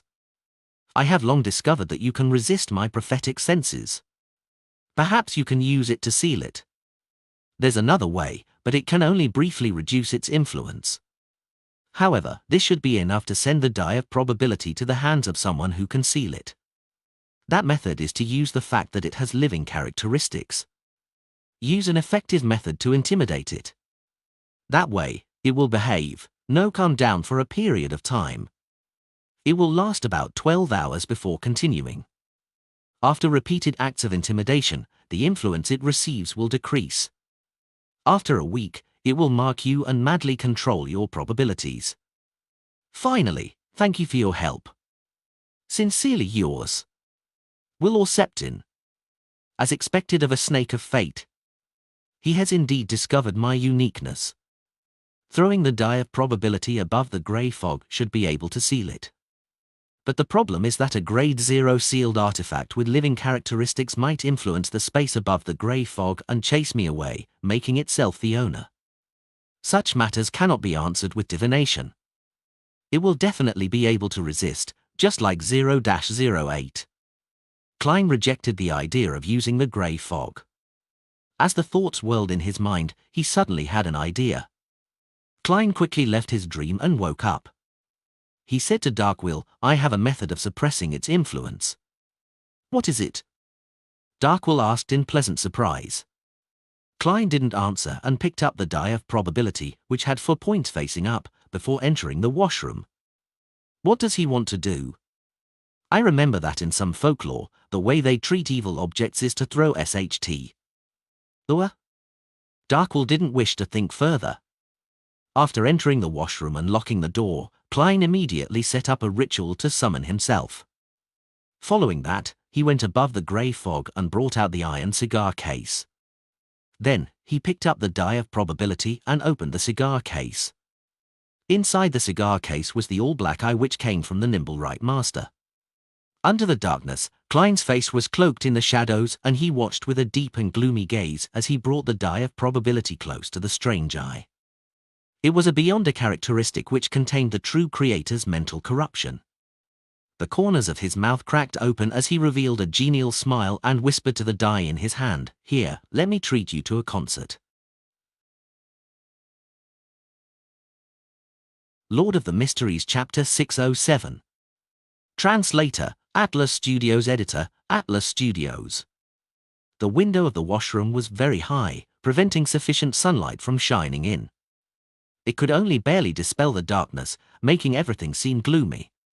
Klein moved the die of probability in his right hand to the all-black eye, and suddenly, it shook. Then, he threw the item into the other side of the wash basin. The milky white die rolled a few times before finally stopping with 4 red dots pointing up. Klein held back his unobvious smile and took a step to the side and picked up the die of probability again. He lowered his head and said in a gentlemanly manner, "You don't wish to listen to it. Let's do this. Give me an answer." 6 represents cooperation, while everything else represents a rejection. With that said, he threw the die of probability up and reached out to catch it. The milky white die fell straight down and rapidly rolled, showing 6 red dots. "Very good," Klein praised with a chuckle. After throwing the all-black eye back above the grey fog, he turned to open the door to the washroom and slowly walked to the living room. Under Darkwill's and Harry's gaze, which was filled with anticipation, worry, curiosity, and puzzlement, he suddenly stopped and threw the die of probability out. "No. No." Darkwill and the owl cried out at the same time, afraid that a score of 3 points and below would happen. The latter subconsciously flew up to distance itself from the fatty who might be struck by lightning. With a crisp tinkle, the milky white die rolled on the coffee table several times before fixing itself at 2 points. Just as the color in Darkwill's face drained, the die languidly rolled and fixed itself on 4. For the next 12 hours, it will be relatively quiet. Klein calmly sat down and began enjoying his breakfast, which had long turned cold. He really had a solution? Darkwill lowered his body and stared at the strange die on the coffee table. After nearly a minute, he couldn't help but extend his hand and throw the die, managing to roll a 6.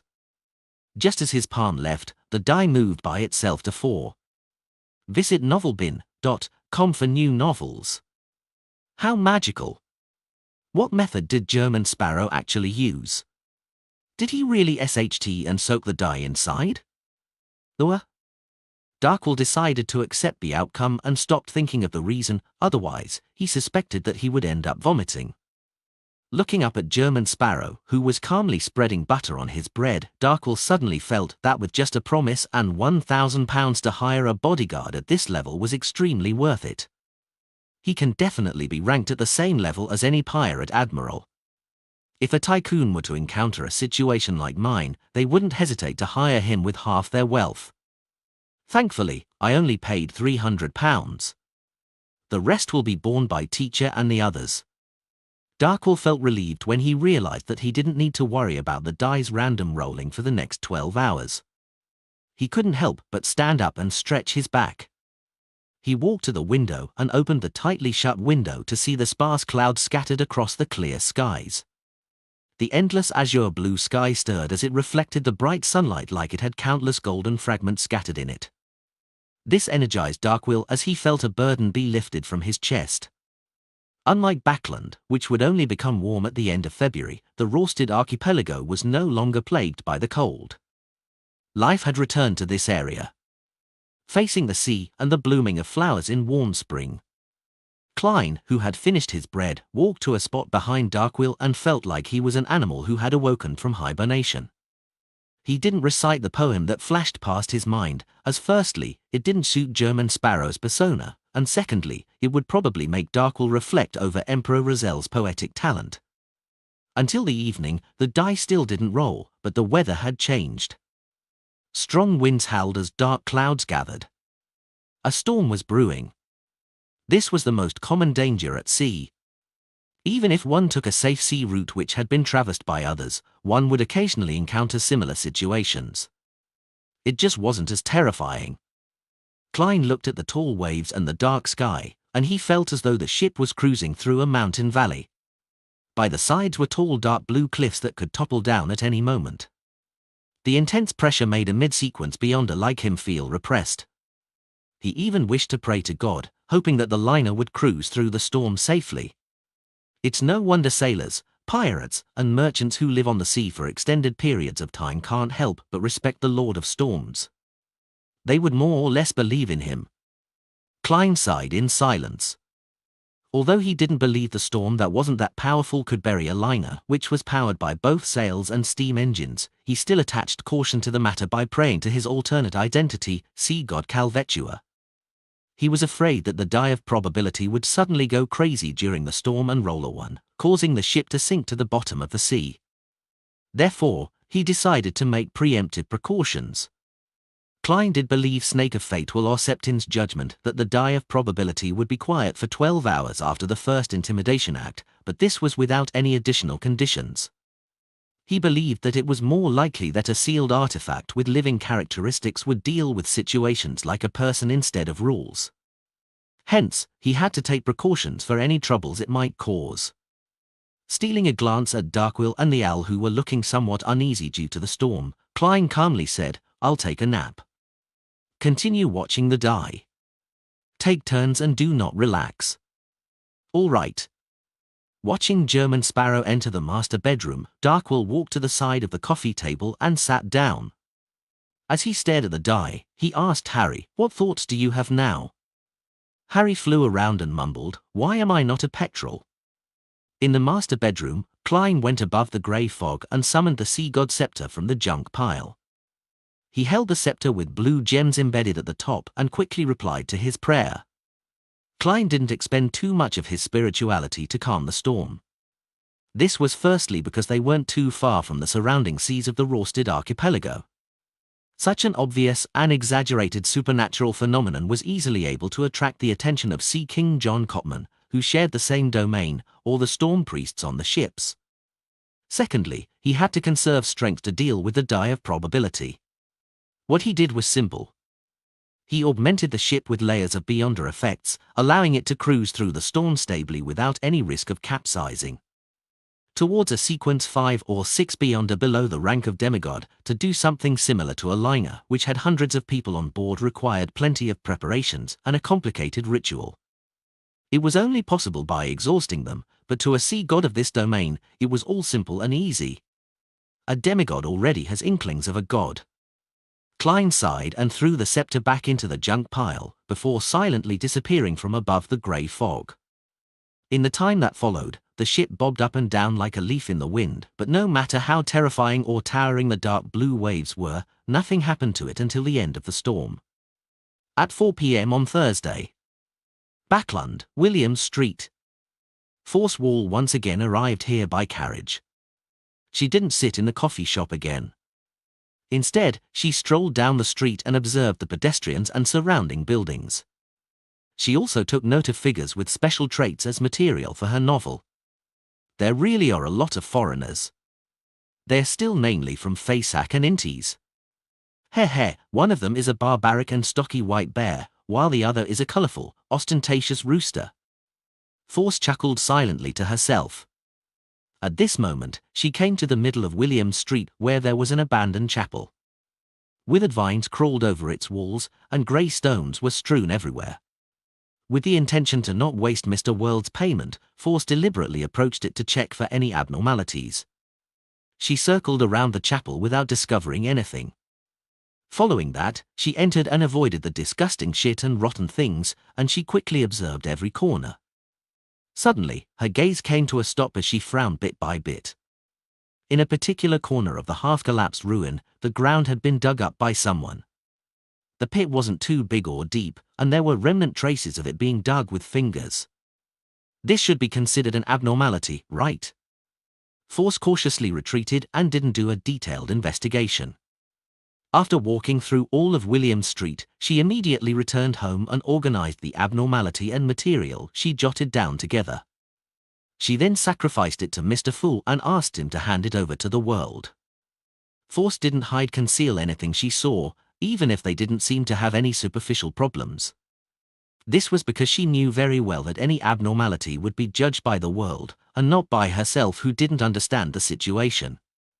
In the ancient palace above the fog, Klein immediately began reading the report Miss Magician had submitted. That abandoned chapel has signs of being dug up. The previous digging attempts had been dealt with by me and Miss Sharon. Who would dig it up again? Rafter Pound, that descendant of the Tudor family? He nearly died from the evil spirit's possession. Without any helpers, it's unlikely he would take further risks. Who could it be? Klein thought for a moment, but he couldn't lock onto a suspect. All he could do was continue reading. While he read the notes written in a beautiful language, he acutely noticed a point. There are many foreigners on this street. They are mainly from Faysac and Intis. It wasn't like that back when I went to William Street. Did a Faysac or Intis company recently open there? Faysac, Intis. Klein ruminated over the two countries' names when he suddenly recalled something. The royal family of the Faysac Einhorn, the Einhorn family, and Inti's former royal family, the Sauron family, are both in control of the Hunter pathway, which is also the Red Priest pathway. It was two of the blood types which the evil spirit had designated as being capable of removing the seal. Together with the Medici family's descendants, which had been destroyed at Banzi Harbor, the three factions which held control over the Red Priest pathway are involved. Banzi Harbor was destroyed, causing the Medici families beyond a characteristic to use some magical connection to contact the evil spirit who's suspected to be Red Angel. Hence, the members of the Einhorn and Sauron families were attracted? No, that's not realistic. If the Church of Storms didn't discover any Beyonder characteristics, they definitely would have noticed a problem in this. Another reason? The evil spirit is using another method to attract people from the Einhorn and Sauron families. What or who did it go through in order to do so? The number of people who know of the evil spirit's existence is only a handful, Miss Sharon, as well as. Amidst his racing thoughts, Klein suddenly thought of a possibility. It was Rafter Pound, the descendant of the Tudor family who had previously been possessed by the evil spirit. He had unknowingly become a slave of the evil spirit. He had secretly helped it spread the news. And the evil spirit had sought me and Miss Sharon's help to numb us into thinking that we are the only ones who can rescue it. For this, it didn't mind betraying its descendants. Klein was alarmed as he felt like he had been fooled by the evil spirit. Lord of the Mysteries Chapter 608. Translator, Atlas Studios. Editor, Atlas Studios. The endless grey fog hung silently before a light scraping noise on the bronze table sounded. Klein changed his seating posture and began placing more weight on the details regarding the evil spirit. He was more and more convinced that Miss Sharon and himself had neglected the possibility of something happening to Rafter Pound. This is a Beyonder power of the Red Priest pathway, conspiracist. Furthermore, this is even closer to a common fraud. There's only the use of supernatural powers in the details. Therefore, even if I had arrived at the mysterious space above the grey fog, I would passively have my senses fooled. I would have only discovered the problem by proactively considering and analysing the situation. If it wasn't for Mr. Azik, who knew of the evil spirit suspected to be the dead Red Angel Medici, I wouldn't have realised this problem. Nor would I have hired Miss Magician to seek out any abnormalities on William Street. After a few minutes of contemplation, Klein conjured a pen and paper, preparing to use divination to confirm his theories. His chapter is updated by November, EL, being.co/m. After deliberating for a moment, he finally penned the sentence for the dream divination, Baronet Rafter Pound's current situation. After putting down his dark red fountain pen, Klein held the piece of paper with the divination statement and leaned back in his chair. He first recalled the information he had regarding Rafter Pound before closing his eyes, chanting silently, and entering cogitation. Klein's thoughts rapidly calmed down as he quickly entered a dream state. In a grey world, disconnected scenes flashed past before finally fixating on Unit 29 on Civilau Street. Inside the warm activity room, Rafter Pound was dressed in cotton pajamas, holding a wine cup with red liquid. He was standing silently by the window, looking at the Backlund police station headquarters diagonally across the street. This baronet had grey sideburns and puffy eye sockets that were tainted with blackish-green colours. The wrinkles on his forehead and the corners of his eyes and mouth were so pronounced that it exceeded what someone in his 40s should look like. His pupils weren't dilated in a very serious manner, but they were abnormal. His cheeks were flashed red as he had a furtive smile. He looked slightly abnormal compared to the last time Klein met him. Indeed, something is wrong with him. Klein left the dream and began considering how he could deal with the evil spirit. Without a doubt, he had his usual train of thought for such matters. Under the situation where he was unable to contact Miss Sharon, his first reaction was to report the matter. But how should it be reported? Klein considered it seriously and conjured the world's figure and made him pray. Through a reliable channel, pass this information to the Church of the Evernite Goddess and the Church of the God of Steam and Machinery. The information is, high-level spies from Fasak and Intis are gathered at William Street for unknown motives. Reward of £100. This was the explanation Klein thought of after repeated consideration. Directly revealing the King of Angels, Red Priest, the Medici family, or the Tudor dynasty's ruin would indeed garner the attention of the churches and military, but it would also easily make Miss Magician, who reported the matter, to be targeted by the official organizations. There were huge risks involved. Not only was using high-level spies from Fasak and Intis gathered at William Street relatively milder, something which ordinary beyonders had a chance of noticing, but it was also something that would make the churches and the military wary. They would send out the corresponding experts to employ the most effective methods. As for the subsequent fruits of the investigations, it was all thanks to their contributions and had nothing to do with the reporting party. Klein had considered getting Mr. Azik to help, but he ultimately chose to abandon the thought. This was because the evil spirit was suspected to be a king of angels and was very dangerous. Mr. Azik, who was still in the stage of recovering, might not be able to deal with it. After some thought, Klein turned the conjured scene into a stream of light and transmitted it to the crimson star representing the magician. Backland, Sherwood Borough.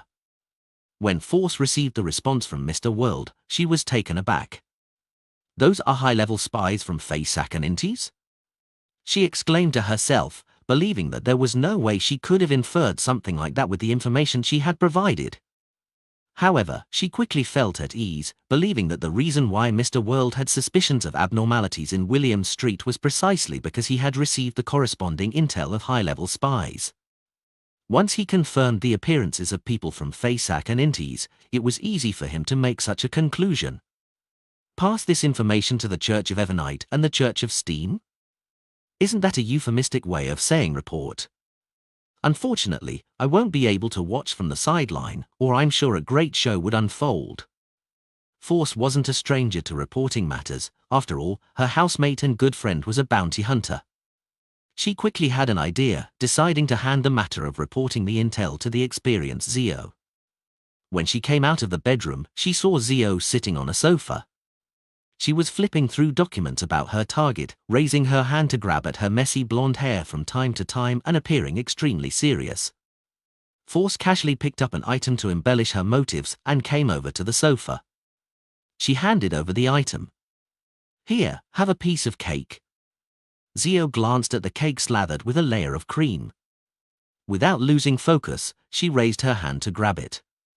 At this moment, Force flipped her wrist, and the cake in her palm had turned into a golden decorative flower. "Surprised?" she asked with a smile. Zio couldn't help but roll her eyes. "Stop your performance. I prefer food." "All right. I have a matter for you to do.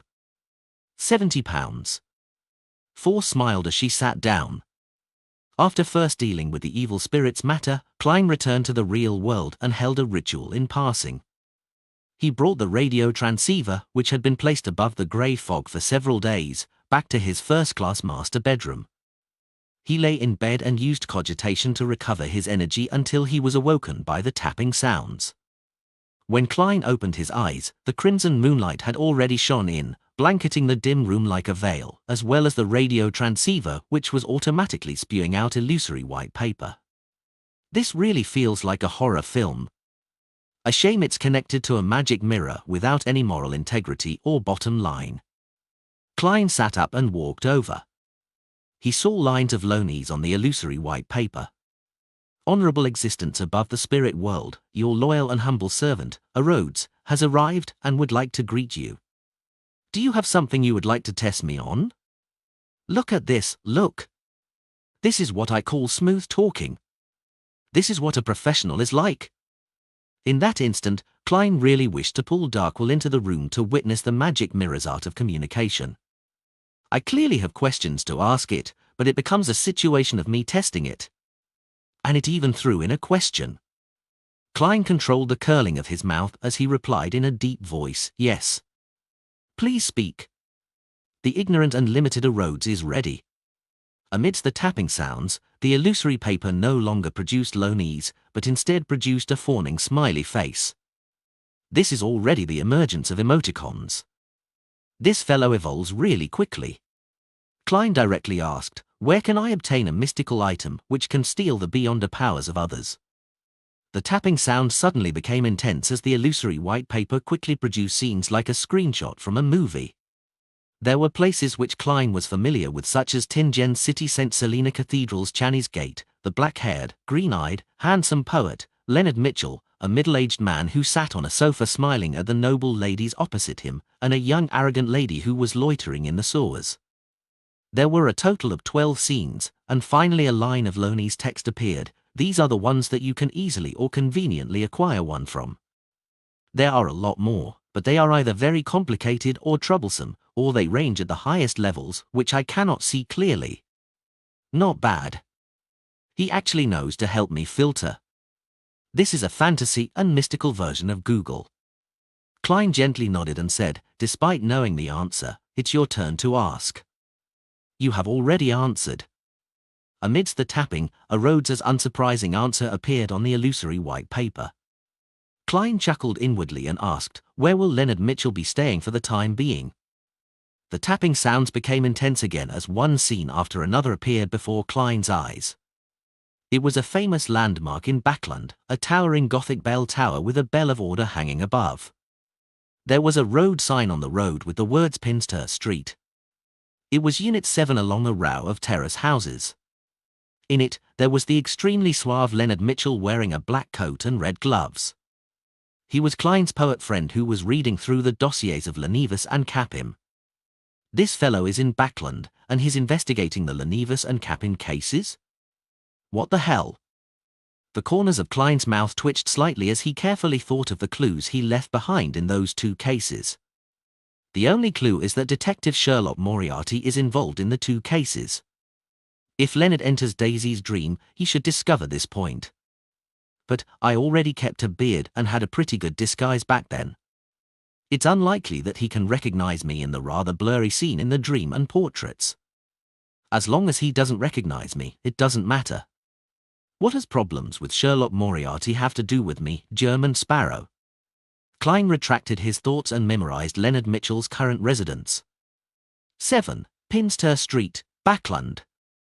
He planned on entrusting the Moon Emlyn White to visit Leonard Mitchell the day after tomorrow and use the badge of the Hermits of Fate to purchase a mystical item. I hope my dear poet friend has additional items to spare. If not, the price will definitely be at a premium. Klein tersely answered and said to the radio transceiver, "It's your turn to ask." He was honestly curious as to what a Rhodes would ask this time.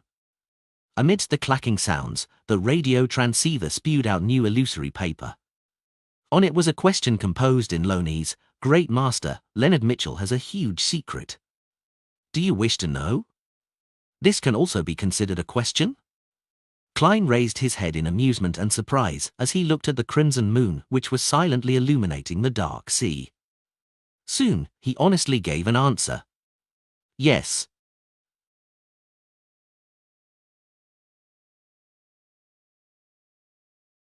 Lord of the Mysteries Chapter 609. Translator, Atlas Studios. Editor, Atlas Studios. Amidst the clacking sounds, the radio transceiver spewed out a brand new piece of illusory white paper under the crimson moonlight in the dim environment. Inside Leonard Mitchell resides an angel from the Zoroast family. He'd once changed my question. Angel? There's an angel residing in Leonard's body?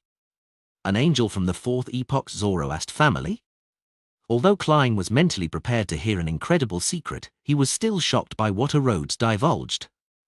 He was deeply concerned and surprised as well. An angel referred to beyond us at sequence 1 or 2, making them rather close to the state of a true god. They had all sorts of mystical characteristics, and they could even influence low sequence beyond us of the same pathway to a certain extent and range. They were mighty figures who stood at the pinnacle of the real world. In the various churches, only their popes, pontiffs, chief shepherds, as well as certain legendary ascetics were grounded angels. Therefore, Klein believed that being latched onto by a parasite of this level wasn't a good thing. Updated from no/v/e/pound/in.co/m. In the Dark Second Epoch, the angels all had their divine names, and they were subsidiaries to the ancient gods. I haven't indirectly or directly interacted with many angels: Blasphemer Amon, Calamity Queen Kohainam, the evil spirit suspected to be Red Angel Medici, Tail Devourer Ouroboros as described by Little Sun, Miracle Invoker Zaratul from Razel's diaries, Son of the Creator, Adam, Hermes who cannot be confirmed if he's an angel or not, Snake of Fate, Will or Septin, who's still inside his mother's womb. Apart from the last two, the others appear to be very evil. Even the words they leave behind might make the reader go crazy or lose control. Would my dear poet ultimately end up as a sacrificial item of this angel parasite? This can explain why he thinks of himself as the protagonist of a play, the special one, and he was willing to help me hide my secret. The Zoroast family is in control of the Marauder pathway, which is the pathway that can steal the Beyonder powers of others. That's why Leonard was able to find and participate in the gathering of the Hermits of Fate. It's no wonder he offered to use Blood Vessel Thief Fitz, because he has a grandpa one to help him. He was able to instantly steal Megos' most potent power. Heh, what Hermits of Fate? They're just a bunch of thieves and frauds. At best, the target of their theft and fraud is that of time and fate. In short, my dear poet's grandpa isn't a good person. I have to find a chance to warn him. But here comes the problem: they're always together. Any warning will only expedite the problem. Klein's thoughts raced, but he ultimately failed to come up with an option he can act upon. All he could do was temporarily shelve the matter and plan on asking Mr. Azek and Snake of Mercury, Will or Septin, to see if they had any solutions. In those few minutes, he even thought of using Blasphemer Amon.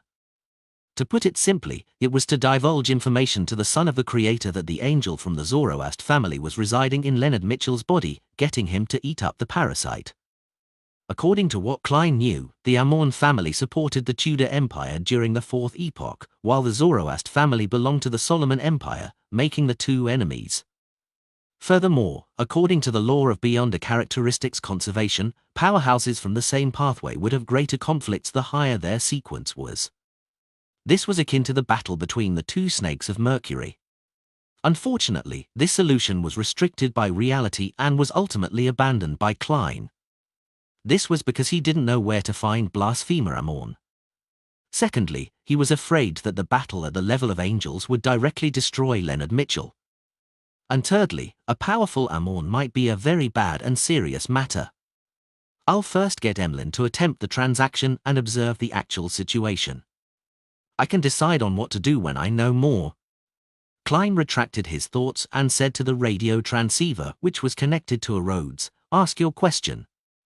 The clacking of the radio transceiver became increasingly brisker as the illusory white paper was gently spewed out. No, there's no need. This is an addendum to my question which doesn't need to abide by the rules. Great Master, I sense a special item outside your room, but I am unable to see through it. Can you tell me what it is? This magic mirror is impressive. It seems to be able to see everything. It just suffers from interference when it deals with high-level matters as though there's a mosaic. Klein calmly replied, "Die of probability." Amidst the taping sounds, a Rhodes presented new words on the illusory piece of white paper. So it's that thing. Great Master, you can ask your question. Klein thought for a moment before saying, "What do you have to mention regarding the die of probability?" At this point in time, the radio transceiver seemed to brighten up and no longer looked as gloomy as before. The speed at which illusory white paper spewed out slowed down. It's a fellow that's especially petty and bears grudges. Master, you have to quickly give it to someone else. It's an item formed from the uniqueness of the Wheel of Fortune. You can give it to any other Snake of Fate and they will be very grateful. In short, it's not suitable to be your servant. the aura is dissipating. Your loyal and humble servant, Rhodes, has no choice but to leave. Finally, let me praise you once again, my great master, the ruler above the spirit world. Bye-bye tilde. Uniqueness? The die of probability is actually the uniqueness of the monster pathway. This is the first time I'm encountering a so-called uniqueness. It really is terrifying that can digitize the entire real world. The monster pathway is also called the Wheel of Fortune pathway. Sequence 0 is the Wheel of Fortune? Klein looked at the radio transceiver, which had returned to normal, and he temporarily reined in his thoughts. He didn't harbor any greed towards the die of probability. This was because it wasn't part of the seer pathway, and it came with extremely terrifying negative side effects. He was also afraid that, with time, this die which bore grudges would attract Tail Devourer Ouroboros over. Even if this thing can be isolated and sealed when placed above the grey fog, there's a high chance of it digitizing the entire mysterious space. In the future, the tarot gatherings might end up becoming a tabletop role-playing game. Klein had never come into contact with items of this level before, so he was unable to determine what would happen if he were to throw the die of probability above the grey fog. He decided to continue intimidating the die, and he would successfully send it to Oravi Island, where there would be Life School of Thought members who had the means to seal it. As for the problem of the mission exceeding the payment he would receive, he didn't mind it. This was because the greatest benefit he would gain was the friendship of the Snake of Fatewell or Septin. Backlund, Harvest Church. Emlyn White held a strange badge which was the size of an eyeball and chuckled inwardly. The world sure is long-winded. Isn't it just finding a nighthawk named Leonard Mitchell at Pinster Street in North Borough? He even specially emphasized that the person has a secret and that there's a high chance of me being pulled into a dream. This is showing doubt in my abilities. Emlyn stood up and changed into a tailcoat and white shirt. He then turned his head to look out the window. Heh, he has a secret, while I have mine. I dare bet that Lord Nibs or other earls are secretly watching me. If anything were to happen, they will definitely provide me with help to a certain degree. Being pulled into a dream. Emlyn contemplated for a few seconds before using the materials, which were rich in spirituality, to concoct a blue medicine. Putting away the bottle and medicine, he picked up a silk top hat and walked out of the break room. After bidding farewell to Bishop Utravsky, he left the Harvest Church.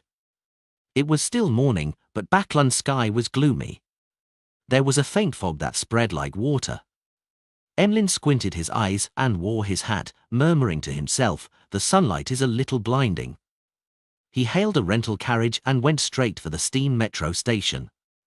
He spent 6 pence on a first-class ticket to North Borough. This saved him a lot more time than heading straight there.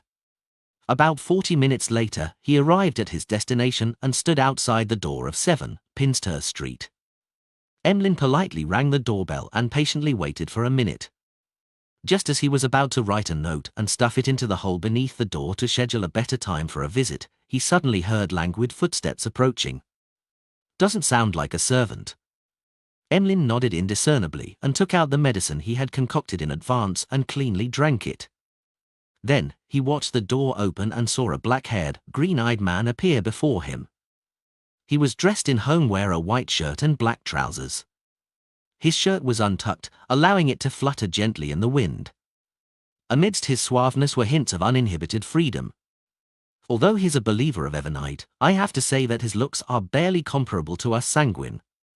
Emlyn took off his hat and gently raised his chin. "Good morning, are you Mr. Leonard Mitchell?" Leonard frowned indiscernibly as he looked at the handsome, red-eyed gentleman. He raised his hand to cover his mouth and indifferently yawned. "You are?" "A visitor. I have something I would like to seek your help on." Emlyn didn't reveal his identity as he smiled with a rather obvious arrogance. This attitude gave Leonard a baffling sense of familiarity. It was as though he had seen his former self, the person who always thought of himself as being the most special, the protagonist of this era. He cleared his throat and said, "I'm only an ordinary citizen. I do not accept missions. If you have any issues, then you can find a private detective." Emlyn White smiled and said, "This matter is something only you can complete." he looked to his sides and continued, I wish to purchase a mystical item that can steal the beyonder powers of others. Leonard's eyes focused as he asked in a deep voice, Who are you? At this moment, Emlyn didn't immediately answer. Instead, he surveyed his surroundings and clicked his tongue with a smile. Impressive. I nearly failed to realize that I had been pulled into a dream. He wasn't in a rush to leave as he took out the small badge he received from the world in front of Leonard Mitchell's solemn expression. Leonard took a glance as his expression eased slightly. He cocked his head slightly and paused for a few seconds. Silently, Emlyn White saw the scene around him rapidly shatter and vanish like shattering glass. Leonard sneered and pointed inside the house. Let's talk inside.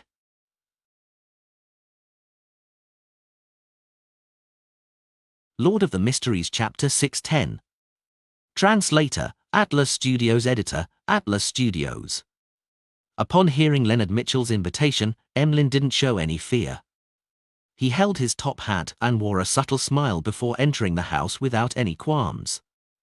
He didn't take off his coat, as a potions professor often brought several supplementary items. It wouldn't look pleasant once the concealment of these items was gone. Emlyn sat down with his starched tailcoat, leaning back into the support as he leisurely said, Actually, there's no need to go through the trouble. If you have it, name the price, otherwise, just frankly say so. Of course, I'm very certain you have one. He chuckled as his bright red eyes reflected Leonard Mitchell's figure that didn't mind the tidiness of his get-up. The feeling of me knowing you have a secret, with you not knowing anything about me, left Emlyn extremely pleased as he felt a strong sense of superiority. Leonard used his fingers to comb his raven-black hair and casually sat on the chair opposite Emlyn. He didn't show any panic or puzzlement as he said with a smile, At the very least, I need to know who wants it. Perhaps it's me, or perhaps it's my friend. Emlyn tipped his chin as he smiled gently. Leonard squinted his eyes as he cocked his head, as though in thought. Finally, he laughed. All right, since you've already taken out that badge, I'll answer you frankly. I do have a mystical item that can be used to steal the beyonder powers of others, but I only have that one item. If you wish to buy it, £7,000. No negotiation. £7,000? A mystical item of this kind is that expensive? Although he didn't have to pay for it, Emlyn was still shocked. He nearly failed to maintain his bearing as a sanguine. He automatically converted how much money that could be used to exchange for dolls and doll dresses. After 2 seconds of thought, Emlyn revealed a smile and said, I'll consider it. I'll answer you in 2 days. Ethelou newest stories at novl/by/n.com. Sure. Leonard curled the corners of his lips. After leaving 7 Pinster Street, Emlyn hired a rental carriage as though nothing had happened as he headed for the steam metro station in North Borough before heading back to the bridge at South Borough. Taking off his hat, he looked back at the street which had carriages and pedestrians passing through. Emlyn chuckled and took a step into the Harvest Church. In between a tree and a black street lamp, an inconspicuous shadow suddenly moved, revealing the black-haired, green-eyed Leonard Mitchell. His appearance was silent, but it didn't garner the attention of any pedestrians. Someone from the Church of Earth Mother? Leonard frowned slightly as he muttered to himself. He paused for 2 seconds before leaving Rose Street where the Harvest Church was situated. £7,000? Why doesn't he just go rob a bank? Above the grey fog, Klein, who had received the feedback from Emlyn, nearly blurted out. As German Sparrow, he had previously said something similar, but the two situations and the mood was completely different. Using the bounty of the Golden Dream's third mate, Flowery Bow Tie Jodson, as a reference, Klein inferred that a similar mystical item was worth about £5,000. Even if there was a premium, it would have maxed out at £6,000. Who knew that Leonard Mitchell would directly ask for £7,000? Could it be an item left behind from a high-sequence Beyonder, making the act of stealing Beyonder powers just one of its effects? No, if that's really the case, the price would start from £10,000. My dear poet, why didn't I know you as a profiteering merchant? You clearly exhibit a free and easy demeanor and showed no interest in money. Klein couldn't help but sigh. Since he had a clue and saw a glimmer of hope and how it was something that could be resolved with money, Klein didn't wish to seek out other channels to prevent any mishaps from happening. He quickly calculated his wealth and discovered that it was an acceptable price. Including the £300 advance from the apothecary, the £5,400 bounty from Wormtongue, and the cash I got from the bodies, and subtracting the £200 to be paid to Miss Magician, I have a total of £12,767 in cash and 5 gold coins. This isn't including my 3 soldi and 8 pence in change. In addition, Miss Justice will pay the £2,000 she owes me before the end of the week, as well as the £1,800 for the psychiatrist characteristic. I'm actually richer than I thought I was. Even in Backland, I can be considered a tycoon. Klein inhaled and didn't hesitate any further. He made the cash fly out from the junk pile and land on the table. He carefully counted £7,500 in cash and placed them aside £7,000 for the mystical item and £500 for Emlyn's hazardous pay. Sigh, after going through all the effort to go past 10,000, more than half of it will be gone in an instant. Klein conjured the world and made him pose in a praying manner to inform Emlyn that there were no problems with going through with the transaction. 15 minutes later, a ritual was to be held to receive the bestowment from Mr. Fool. In addition, Klein also made the world warn Emlyn to not be in a rush to complete the deal after getting the cash. He had to wait until tomorrow. This was because he was afraid that the angel from the Zoroast family inside Leonard Mitchell would sense the grey fog's aura on the cash. He wanted an airing process, just like back when he gave Emlyn the badge. 15 minutes later, Klein glanced at the cash pile, which had shrunk by more than half, and sighed before returning to the real world. It was already 10:40 on a Friday. They were about 8 hours from Aravia Island. It's time to intimidate the die of probability again. Klein muttered, held the ritual, and brought out the iron cigar case which contained the all-black eye. He guessed that Darkwill would suspect something, so he deliberately brought the die to the washroom to deal with it. Seeing the die of probability calm down once again, Klein quickly dealt with the all-black eye and the iron cigar case. After heaving a long sigh of relief, he did a silent count of the time. It should be enough to last until Darkwill hands it to the contact. There's no need to deal with it again. With this in mind, Klein began to consider another problem with a certain degree of concern. The all-black eye has appeared in front of the true creator before, and it has his mental corruption. To take it out once every few hours might cause him to lock onto me, allowing him to send powerhouses to seek me out. However, it was only 1 or 2 minutes each time, so the problem isn't that serious. Even if he senses it, their estimate of the area wouldn't be too precise. Sigh, when it involves the true creator, there's no way to determine things with divination. I can only raise my guard. Thankfully, this is the last time, and it will take only about 8 hours to reach our destination. Why am I raising flags for myself? Pooey. Pooey. Pooey. I wasn't thinking of anything. Klein picked up the die of probability and returned to the living room and saw the chubby apothecary slumped on the reclining chair, looking completely exhausted. As for the owl, Harry, it looked like it was brimming with energy, as though it didn't need any rest. These are the different traits that different creatures gain from taking the same potion? At the very least, Miss Justice has never mentioned that she doesn't need sleep. It's a uniqueness that comes about because of an owl's biological makeup. Sigh, I don't know much about owls. Indeed, I'm just a keyboard warrior who is only a jack of all trades. Klein sat on the sofa and placed the milky white die into the ring box and patiently waited for evening to arrive when the ship was scheduled to dock. Time ticked by as the sun gradually set in the west.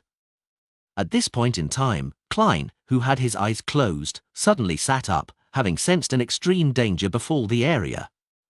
It had exceeded a seer's spiritual intuition and the clown's intuition for danger. It seemed to stem from the formless grey fog which strangely rippled around him. An enemy. Tail Devourer Ouroboros or the Aurora Order's Saint.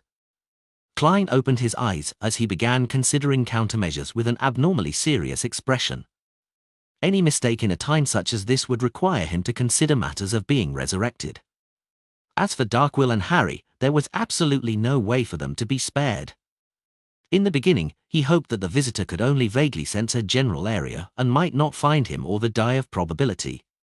However, when he considered how he was on a ship with no one around on the sea, it wasn't too hard to lock onto a target. The problems would only become worse when that happened, with giving up being the only choice. Above the liner, space was suddenly torn open as an invisible door filled with complicated symbols appeared. Two pale hands reached out from the door and suddenly pulled backwards, allowing his entire body to walk out. He wore a black bonnet and a classic dark robe, a favorite among elders. However, he didn't look past 40. His brown hair was slightly curled, which seemed abnormally hard.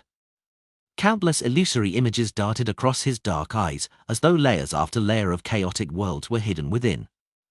As Klein's sense of danger intensified, just the change in his expression frightened Darkwill and Harry enough for them to freeze. He didn't hesitate as he followed the plans he had made for such situations.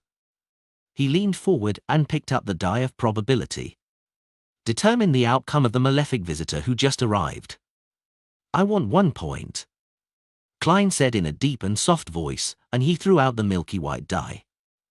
He subconsciously prayed to the goddess, hoping that the die which had recently been intimidated was obedient enough and played a meaningful role. Meanwhile, he appeared extremely calm, to prevent the die from sensing his anxiety and take the opportunity to cause trouble. As the die of probability rolled several times while producing clinking sounds, it fixed at the blood-red 1 point. Above the liner, the black-robed man, who didn't look 40, had the entire liner reflected within his eyes. He emanated his spirituality and scanned the surroundings. He extended his hand to grab the space in front of him as he suddenly pulled a nearly invisible door. The powerhouse stepped in and vanished from the spot. Inside the first-class cabin, Klein immediately felt the danger distancing itself from him. He couldn't help but heave a sigh of relief. He looked at the die of probability on the coffee table and couldn't help but sigh inwardly. If this die didn't have such a negative side effect and could be utilized to its full extent, it would be a divine artifact. As expected of a Grade 0 sealed artifact. As expected of the uniqueness of the monster pathway. Only at this point in time did Darkwill find his courage again as he carefully asked, what just happened?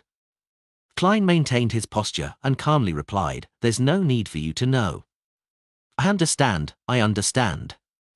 The more I know, the greater the danger I'll be in.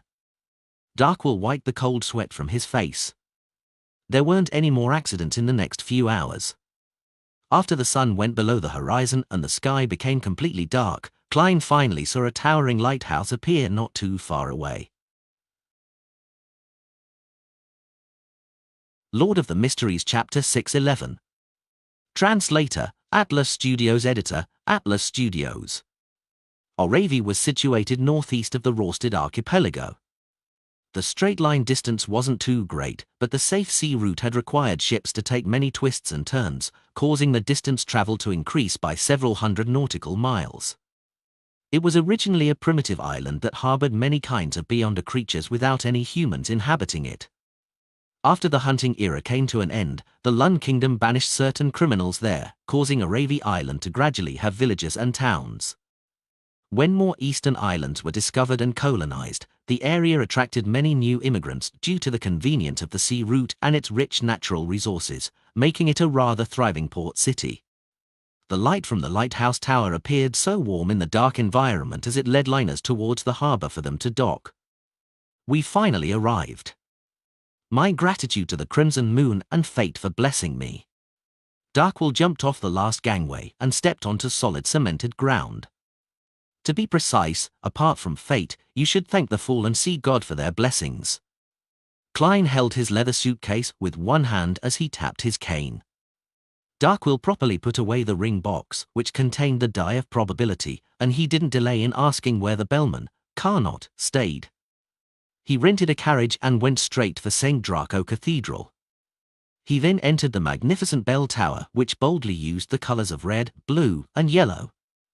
Inside the bell tower, Carnot had a cramped room he could call his own. Knock. Knock. Knock. Darkwill knocked on the door thrice, eager to hand over the item on his person. With a creak, the brown wooden door opened and out came a large man who was slightly hunched. He looked to be in his 40s, and individually, there was nothing strange about his facial features, but when put together, it was filled with an unharmonious vibe. Klein only took a glance and discovered that his eyes weren't leveled. His nostrils were of different sizes, and his left facial muscles were slightly loose, causing the corner of his mouth to droop slightly. It was the complete opposite for the right side of his face. Carnot's legs were obviously of different lengths, and one of his arms was thick, while the other was thin. His entire body was highly disproportional, making him extremely ugly. "Who are you?" Dressed in a black robe, Carnot glanced at the duo. "Are you the bellman, Carnot?" Darkwill asked cautiously. Carnot chuckled with one corner of his mouth raised while the other stayed low. "There shouldn't be a second person as ugly as me." "Indeed." Darkwill nodded very honestly before laughing. "I can tell that you have quite a good state of mind. To be honest, looks don't matter for a man. What's important is their skills in bed. TSK, that's because you haven't seen ladies who only have fetishes for good looks." Having experienced the era of celebrities of the masses, Klein scoffed from the side. Carnot's expression darkened as he said, "I don't wish to discuss such matters." "You have problems in that area?" "No problem. I have different kinds of medicine that can treat all your problems." Before Darkwill finished his sentence, Klein took a step forward, afraid that he would end up being beaten to death. He put half his body between them as he said in a deep voice, "He's Roy King's student." "I figured." Roy King once described his traits. Carnot made way and invited the two in. His room was extremely tiny, with only a single bed and a cabinet which could be used as a dining table. The washroom was at the bottom of the bell tower. Darkwill pulled out a ring box and handed it to Carnot as he forced a smile. "My teacher got me to hand this item to you." Carnot stole a glance at it and was clearly relieved to see 4 points. He said to Darkwill, "You aren't as unreliable as your teacher described you to be. I can tell that you didn't attempt to use it. That would have awoken it and make it realize that it's no longer sealed." The chubby apothecary's face blushed red as he honestly said, "That's because it's relatively quiet now. In another 1 to 2 hours, it will automatically roll itself. It's best you think of a method to seal it again." Carnot's face twitched. "Again?" Well, I accidentally dropped it on the ground and then it came alive." Darkwill wanted to glance at his owl, Harry, but he realized that it hadn't followed him in. It was perched outside the bell tower to serve as a sentry. Carnot's eyes clearly widened as his hunched back nearly straightened. "How did you arrive here?" From his point of view, Roy King's student should have long died at the whims of the die. Darkwill hurriedly pointed to German Sparrow and said, "It's all thanks to this gentleman. He's a powerful adventurer. He provided the most effective protection and a temporary method of sealing the die." "What method was it?" Carnot blurted out the question. Klein laughed and replied, "Trade secret." Carnot's expression changed a few times as he pressed his hand to his chest and bowed. "I thank you for your help on behalf of my organization." Darkwill continued, "Hiring him costs £1,000 and a request. The request is to help him find a mystical item with powerful offensive traits but without very serious negative side effects. He will purchase it at a reasonable price." I only had about £300, so that was all I could pay." "I'll have to rely on you to pay the rest." Carnot fell silent as the corners of his lips twitched. "I only have about £100. Suddenly, there was silence in the bellman's room. The wind from outside blew through the cracks and brushed across the 3 men's face. Finally, Carnot spoke again. "Perhaps Councillor Ricardo has the money. I'll lead you to him. From the looks of it, he trusts us. After all, a fate councillor is in no way comparable to a die of probability. If there were really problems with us, there would be no need for us to bring the die over to prevent any accidents and snatch away the uniqueness." Klein watched as Carnot picked up a lantern from the corner of the room. At this moment, he secret activated his spirit vision and simply scanned the man. Klein nearly pricked up his brows with the sight.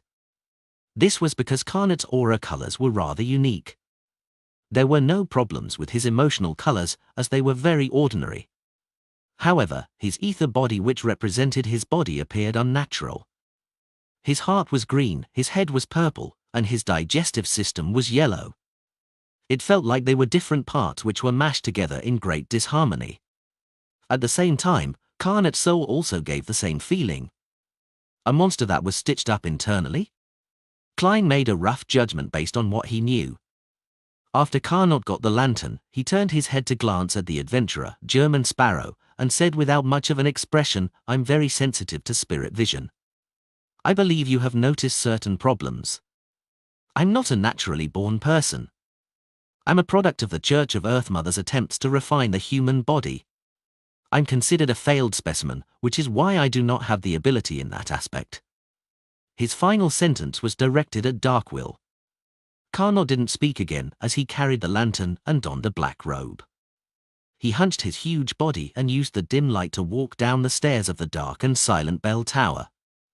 Product of the Church of Earth Mother's attempts to refine the human body? But St. Draco Cathedral belongs to the Church of Storms. Since it's a failed specimen, no attention is paid to it. Carnot turned his back on the Church of Earth Mother and became a member of the Life School of Thought? This is understandable. Both the Church of Earth Mother and the Life School of Thought hold the apothecary pathway, and they will definitely have some overlapping. But why would the Life School of Thought send this fellow, that doesn't seem simple to be a bellman, to the Church of Storms? Is it just a normal disguise, or there's a particular connection between the two? Klein followed Carnot in a seemingly calm manner as he walked out the bell tower and circled round to a stone bridge. Just as he came close to the left side of the bridge, Klein suddenly felt something as he looked diagonally upwards. The owl, Harry, had flown out as well and landed on a tree branch. Catcher! The branch suddenly snapped as Harry plummeted. With great difficulty did it fly up again without falling to the ground. Darkwill was just about to say something when Carnot explained in a deep voice, "Councillor Ricardo is injured, so his powers are somewhat out of control. Once anyone enters a specific range, they will be tainted with bad luck." Carnot stopped in his footsteps as he threw the ring box containing the die under the bridge. "Mr. Councillor, Roy King's student has delivered the die." "Very good." A hoarse voice sounded from deep within the bridge's belly. A silver-scaled palm reached out from the darkness as he held down the ring box, which had fallen onto the mud. Following that, he opened the ring box and took out the milky white die. His other hand, which was covered in silver scales, also reached out as he held a piece of a paper-like item made of leather. The item resembled a water pipe, but its ends were connected. It revealed a greyish-white color under the crimson moonlight. Its surface had many complicated symbols and labels, as well as many words in Hermes text which pointed to the snake of Mercury, Will or Septin. Fate Councillor Ricardo pulled the item apart and stuffed the die of probability into it before connecting the two ends together. Using fate at a small scale to seal the die of probability with periodic boundary conditions, making it remain in a perpetual state of slumber or calm. Indeed, Snake of Mercury Will or Septin had foreseen such a situation and had made certain preparations. Klein retracted his gaze in relief, and he heard Rizzardo's hoarse voice. "I already know of your agreement, Mr. German Sparrow. I will help you find the mystical item after I've recovered. As for the £700, I'll immediately augment you with good luck. Go to the few casinos in Oravi and make some bets and you'll receive the corresponding reward. Remember, do not win more than £200 at each casino. You must not win more than £700 in total. Which is to say that you don't have the money either.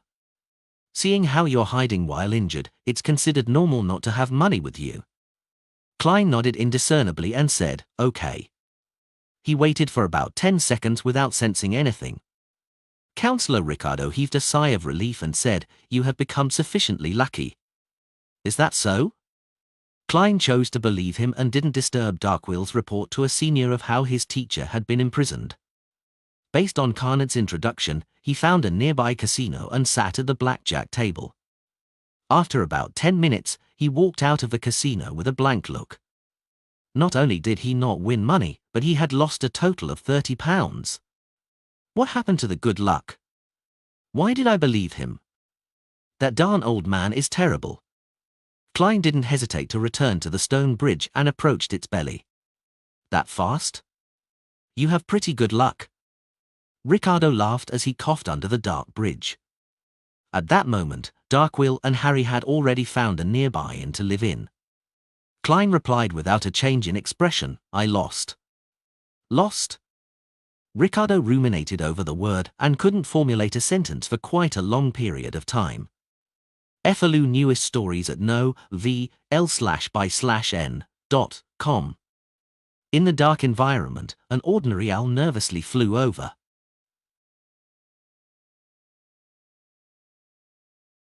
Lord of the Mysteries Chapter 612. Translator, Atlas Studios. Editor, Atlas Studios. The two street lamps on either side of the stone bridge silently illuminated the street, but they were unable to disperse the darkness beneath. Only the crimson moonlight from high above could barely illuminate the brown soil. Hidden under the bridge, Fate Counselor Ricardo remained silent for quite a while, making Klein suspect whether he had already passed away due to his heavy injuries. He guessed that a large reason as to why the luck augmentation had failed was because of this. Just as Klein was about to ask a probing question to determine the situation, Ricardo coughed and said in a deep, hoarse voice, You live up to the reputation of being a powerful adventurer capable of temporarily sealing the die. What happened has exceeded my expectations. Ahem, I'm very curious as to why my luck augmentation on you had failed. I'm very regretful that I can't come out and meet you in person. Otherwise, I should be able to see what beyond us from other pathways will find difficult to see, even if they possess relatively powerful spirit visions. This is the uniqueness that the fate pathway holds. So the problem lies with me? That's not the point. The point is that you need to reimburse me £700, no, £730. Klein cursed as he couldn't help but recall the orphan, Adamisol, who had the nickname of Monster in Tingen City. The young man who was equal to half a sequence 9 had cried out after seeing Klein before falling to the ground. His eyes bled, and the fear he exhibited was as if he had seen a devil. This is because of the uniqueness of the Wheel of Fortune's path of the divine, so he saw something wrong with me. He saw something related to the grey fog. Unfortunately, this fate counselor is quite heavily injured and has a domain of bad luck around him. There's no way for him to help inspect me. I should ask Snake of Fate will or Septin when I'm back. Perhaps he might know something. However, this pathway does have the bearing of a charlatan. He might not directly answer me and has a high chance of answering in vague terms. Klein maintained his expressionless attitude and said, Then, what do you plan on doing? Ricardo sighed and said, Get Darkwill here. I'll augment him with good luck and get him to win the money at the casinos on your behalf. Using the name of the inn counselor Ricardo gave, Klein quickly found the chubby apothecary, Darkwill. Then, while carrying the suitcase and cane, Klein watched as he kept winning money at the major casinos. By midnight, he had already won £750. After receiving the remaining £730, Klein realized a problem. The reason for the luck augmentation's failure was because of him. Why is that so? Klein held close his bulging wallet and frowned as he thought silently to himself. He quickly thought of the thin, invisible greyish-white fog around him and realized the reason. After advancing to faceless, the grey fog has integrated with reality to a certain extent. Not only can it help me screen off ravings that aren't too powerful, but it can also destroy any influence that changes my fate to a certain extent. Therefore, this counselor's luck augmentation was ineffective? According to this logic, bad luck to a certain extent shouldn't affect me either. What the heck? It doesn't make me become some unlucky fool, but it also destroys my chance of being a lucky man or winner. Klein secretly shook his head and followed Darkwill and the owl back to the stone bridge. He informed Ricardo of how to summon his messenger and to immediately send in news once he obtained any information on a mystical item with powerful offensive traits. After doing all of this, Klein found an inn at the Oravi Islands port city and got a simple room for himself. Backland. In the morning. Emlyn White walked under his favorite gloomy skies, moving through the thick fog that couldn't be compared to those in November or December as he once again arrived outside Northborough's 7, Pinster Street. After pulling the doorbell, he straightened his back as he lifted his chin and waited patiently. When Leonard opened the door, he looked at the handsome but detestable face before making way and allowing the visitor to enter. He was still dressed in his homewear, comprising of a white shirt and black trousers. However, he had an additional dark-colored vest draped over him. "Have you considered the matter?" Leonard asked with a smile. "No problem." Since it wasn't his money, Emlyn had no intention to haggle. He even believed that with the attitude displayed by Leonard, there was a high chance of having the price raised if he tried. Leonard gently nodded and smiled. "Very rich. I can tell that you're trying to lead me to say more." Emlyn silently scoffed and replied, "That's not something you need to concern yourself with." With that said, he raised the suitcase in his hand and opened it, revealing £7,000 in cash. Leonard took out each stack of cash and thoroughly checked it carefully. Then, he pulled off the red glove he wore on his left hand and handed it to Emlyn. "This is the mystical item you require. It can change colors to disguise itself. It's called Tinder. It can raise the wearer's charm, making his words be equipped with great persuasiveness. It can steal the beyonder power of a target within 50 meters. The more you understand the target, the easier it is to steal the power you wish to steal. The less you know, the more random it becomes, and it relies on luck. When the target is at sequence 6, there is a chance of failure. The higher the sequence, the higher the chance of failure. After the theft succeeds, the target will lose that beyonder power, and it will take at least 12 hours to recover. The owner of Tinder will be able to use it adept for 10 minutes. And the reason why it's expensive is because it has very few negative side effects." Emlyn, who silently took in the introduction, had his interest piqued by a mystical item like Tinder. He asked, "What are its negative side effects?" Leonard combed his hair and smiled. "First, when wearing it, there is a small probability of losing something on you. Second, when using it, a particular beyonder power belonging to you will be lost for at least 12 hours, but during this period, it will be the only beyonder power lost. In other words, even if it's used repeatedly, there will only be one power lost the entire time. Compared to the many sealed artifacts I know of, its negative side effects are indeed trivial." Emlyn cleared his throat as he nodded. He received Tinder and checked it carefully before taking out the stacks of cash from the suitcase and placing them on the coffee table. Following that, he placed the glove into the suitcase and didn't take it with him directly. With the suitcase, Emlyn returned to the Harvest Church just like he did before. Once he entered the priest's break room, he set up a sacrifice ritual. The illusory and mysterious door opened as the red glove tore through the dark and deep void as it was sent directly above the grey fog. At the moment the grey fog made contact with the glove, a tiny, distorted, terrifying face suddenly appeared. It kept evaporating as it struggled to sustain itself. Upon seeing this scene, Klein wasn't surprised. After all, the grandpa residing in Leonard's body was an angel of the Marauder pathway. If Amorn could do it, it was quite certain that he was capable of doing the same. For this, he had made sufficient preparations. He believed that even if the grandpa had really reached Amorn's level, he was able to wipe out the corresponding aura without making him sense the existence of the grey fog, making him take action on Emlyn. Picking up the sea god scepter, which had long been placed in front of him, Klein made the blue gems light up at the same time from a commanding position. Suddenly, silver light bloomed above the grey fog as the lightning carried portions of the grey fog's powers like a storm, zapping the tiny illusory face. The face dissipated completely before it could even cry out, leaving behind a dead translucent worm with 12 transparent rings. "Worm of time, but it seems weaker than Amorn," Klein muttered as he beckoned with his hand for the red glove and familiar worm to fly to him. After some serious scrutiny, he confirmed that the worm was basically identical to the one Amorn's avatar had left behind. "My dear poet's grandpa is of the same sequence as Amorn? Sequence 1? No, not necessarily. Perhaps this is a unique trait of one of the earlier sequences. If it's really a sequence 1, the notion that Amon is the son of the creator and a king of angels makes it possible that he has fused with the uniqueness or has another sequence 1 characteristic. Klein made a guess, but he was unable to verify it. As for what the dead worm of time could be used for, or when its spirituality would completely dissipate, he could only throw it into the junk pile due to his lack of the corresponding knowledge. 7. Pinster Street, Backlund. Leonard Mitchell sat on the sofa with his eyes tightly closed. His legs were propped up on the coffee table as though he was using a short nap to make up for an entire night of being awake. After an unknown period of time, he suddenly opened his eyes and said with a suppressed voice, "What happened?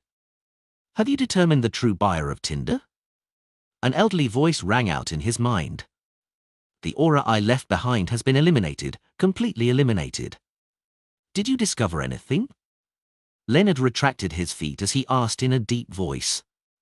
The ancient voice sighed. "Nothing. FLU newest stories at novl/by/n.com. Everything was over before I could react. If I were in my best state, I might have been able to grasp the relevant clues. Unfortunately, I've remained in a weak state for years." Leonard remained silent for more than 10 seconds before he shook his head.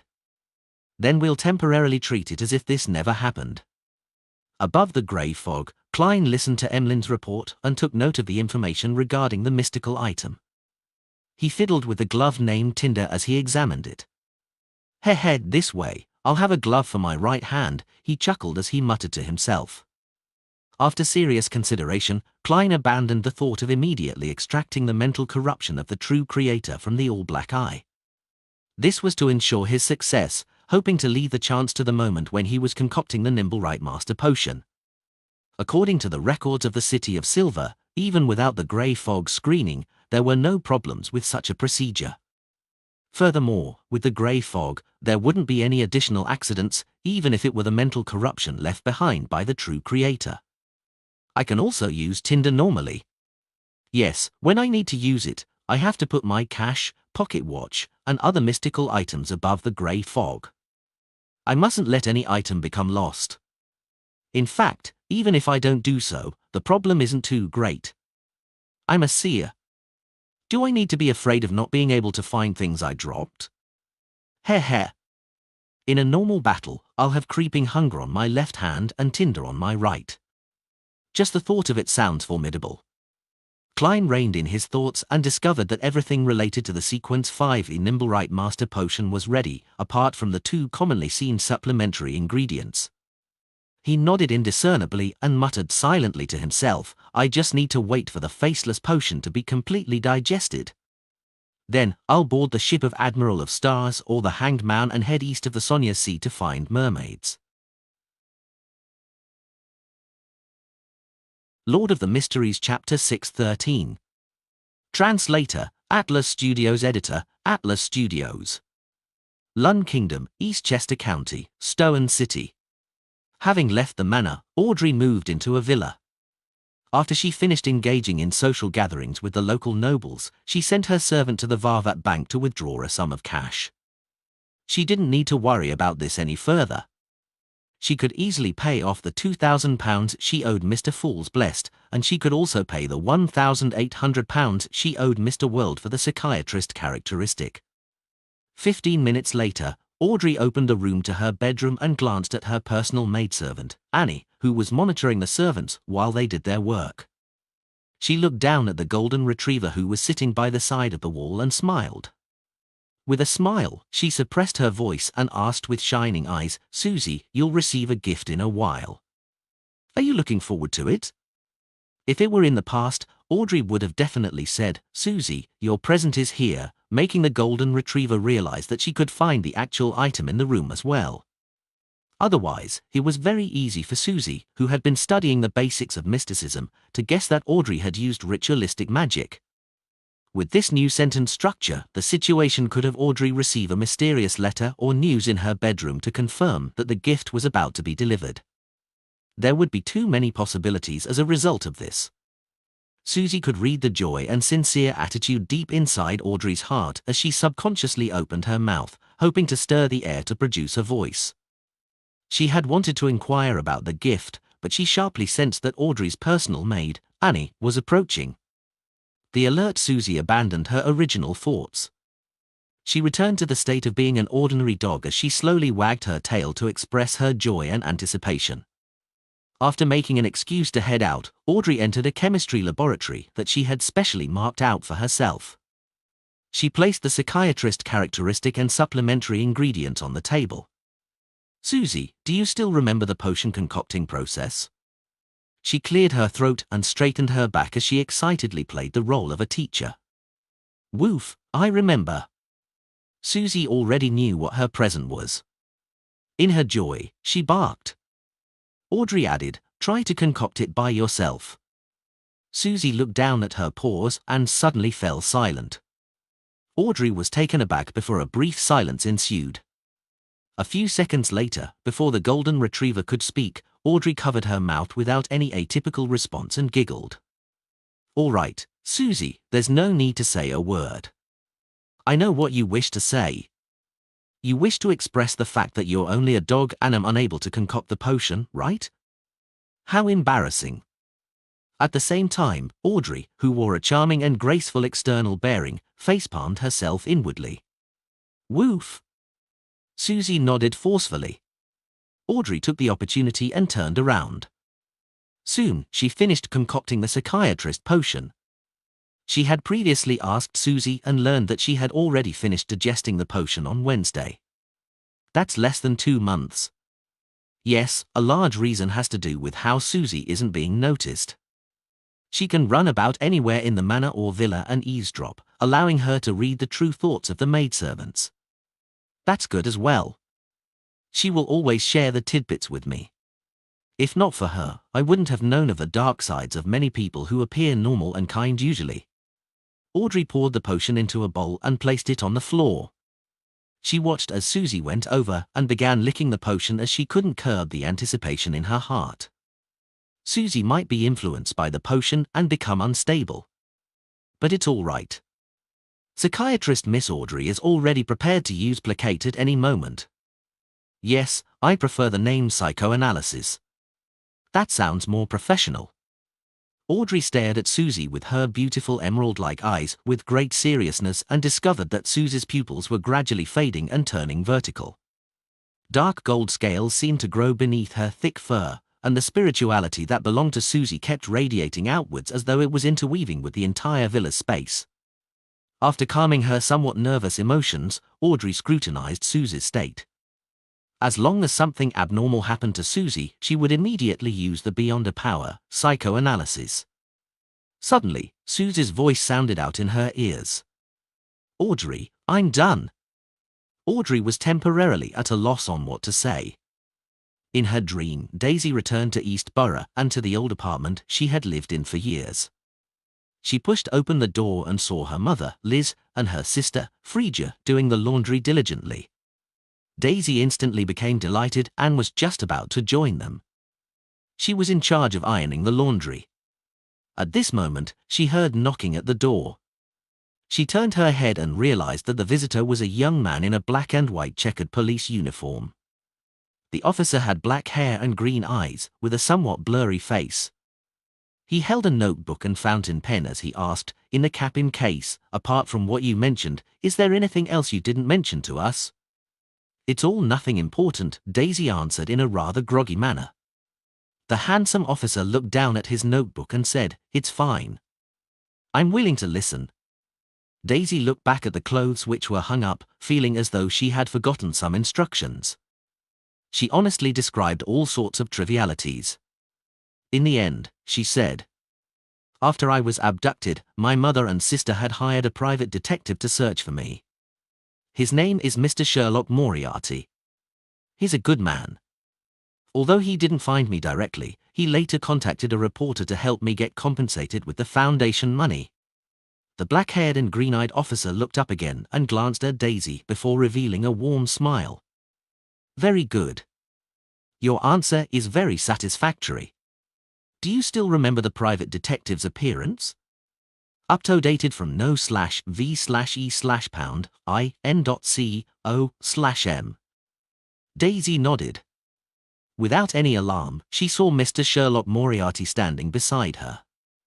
The detective had grown a thick beard and wore gold-rimmed glasses. It was almost identical to the one in her memories. After the black-haired, green-eyed officer sized up the image a few times, he seemed to vanish at some point in time without Daisy realizing it.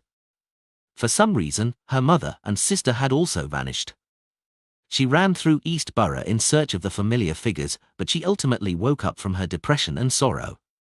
When she saw the dark ceiling of her school dormitory, she lay there in a daze for seconds. Daisy didn't make a sound as she turned her body and buried half her face into the pillow. By the corners of the pillow, a wet stain gradually spread out. The person who had entered Daisy's dream was none other than Leonard Mitchell. Although his investigation of the commonalities of the two cases was to give him time to deal with matters of his own, he didn't forget to act in a perfunctory manner. In the end, he really discovered a problem. In the cases of Lenivus and Capim, a private detective named Sherlock Moriarty was involved, including his friend, reporter Mike Joseph. Although they had only appeared on the outskirts of this matter, it's also a direction for the investigation. That Sherlock Moriarty looks somewhat familiar. Which fugitive is he? Leonard recalled what he had seen in the dream as he wore his red glove and entered the basement of St. Samuel Cathedral. Just as he greeted the team captain, Soist, he saw a partner approach and hand him 2 thin sheets of paper. The information regarding the red-eyed man from the Harvest Church is all here. Thank you. Do you want to have lunch together? Leonard asked with a smile. The Nighthawk shrugged and said, no, as long as you stop making me have nightmares. Deal. Leonard smiled as he received the dossier. He stood there without being in a hurry to sit down as he casually browsed through it. Enlyn White. A vampire. Currently under the jurisdiction of the Church of Earth Mother. He once vanished for a period of time. His parents had hired private detectives to find him. Thanks to a particular Mr. Stewart, this matter was ultimately resolved by the famous detective, Sherlock Moriarty. Leonard's smile gradually froze as his expression turned serious. Sherlock Moriarty? He repeated this name in his mind. Klein wasn't in a rush to find an opportunity to engage in true acting. He toured Oravie Island's port city with the mindset of a tourist, finding a brief and rare moment of relaxation in his tense life. This city had mostly immigrants from Lun. The cuisine wasn't much different from the east coast of the kingdom, with the only difference being that there were rare fruits and all sorts of seafood here. It was also quite a unique trait of the city. This place was rich in natural resources and was located in a key location on the safe sea routes. The standard of living was pretty good. Even the farmers in the suburbs could save up some money through their fruit gardens. This didn't mean that Oravie didn't have poor people or the lower class. This class was mainly made up of people who were former slaves. Lun's parliament had long abolished slavery. After chewing a juicy and sweet fruit, Klein watched the sky turn dark. He took a turn at the corner of the street and entered a bar named Sweet Lemon. It was a famous gathering place for adventurers in Oravie. Klein planned on buying the 2 remaining supplementary ingredients of a Nimblewright Master, the relatively common Drago tree bark and Sonia Golden spring water. At this moment, the bar was rather lively. There were many people holding up cups around the boxing ring as they cheered loudly. There were people who looked like adventurers at the surrounding tables. They were discussing all kinds of rumors in hushed tones. Just as Klein was squeezing towards the bar counter, he suddenly heard his name. I'm German Sparrow. You should know who I am. I received a treasure map and need to hire some helpers. It's not because I'm afraid, but it's because I can't carry that much treasure alone. A green-eyed man in his 30s held half a glass of liquor and spoke to 2 men and 2 women in the corner. It was a mystery if they were merchants or adventurers. You are also named German Sparrow? Treasure map, why does it sound like a scam? My killing of Werntung has already reached this place from Bayern? Yes, it was likely communicated via a telegram or visitors. Therefore, many people know of my name and deed but do not know what I look like. Cheats are using this opportunity to pass themselves off as me to cheat others. Klein moved over as he came to a realization. The green-eyed man drank a mouthful of liquor and slammed the glass onto the table. I don't mind whether you refuse or agree, but I hate it when people make me wait. Do you wish to be like Worm-Tongue? The young man opposite him said, slightly intimidated, I know you're a powerful adventurer. So? The green-eyed man cut off the man's words. At that moment, he felt his collar tighten as he was lifted up by someone and thrown out the door. Klein didn't provide an explanation as he directly threw the man out of the door with a stoic expression. Then, he drew his revolver and aimed it at the spot where the man had fallen to the ground. He pulled the trigger without any hesitation. Bang! Just as the green-eyed man fell to the ground, he saw a spark light up at the ground near his crotch. He was so frightened that he swallowed back his cursing and scrambled away. Without any explanation, his weak performance proved that he wasn't German Sparrow. Klein ignored the victim who stood there in a daze.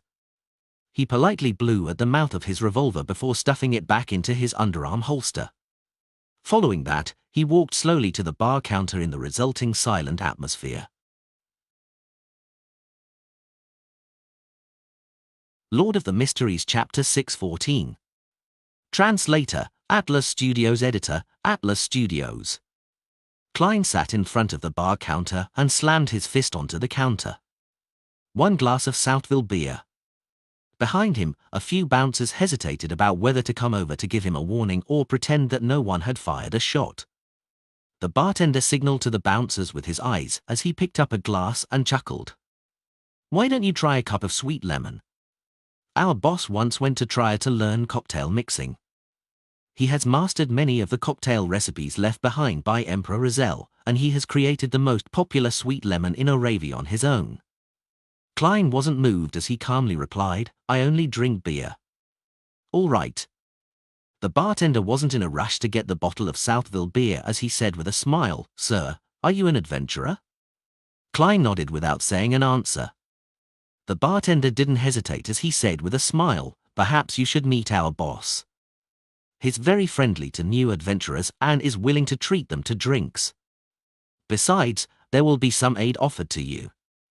Klein, who had come with the intention of purchasing the supplementary ingredients of a Nimblewright master, didn't reject the offer. He took out a brass penny and flicked it before catching it firmly. He placed the penny on the bar counter as a tip to thank the bartender for the information before slowly standing up and walking to the second floor under the lead of a bouncer, where he entered a room at the other end of the corridor. The room was covered with thick, brownish-yellow, soft carpet. There was a faint smell of high-quality coal burning, mixed with the aroma of a cigar. A middle-aged man with his blonde hair combed neatly backwards was leaning on a reclining chair, sucking at his cigar as he read the papers. Surrounding him were 6 bodyguards.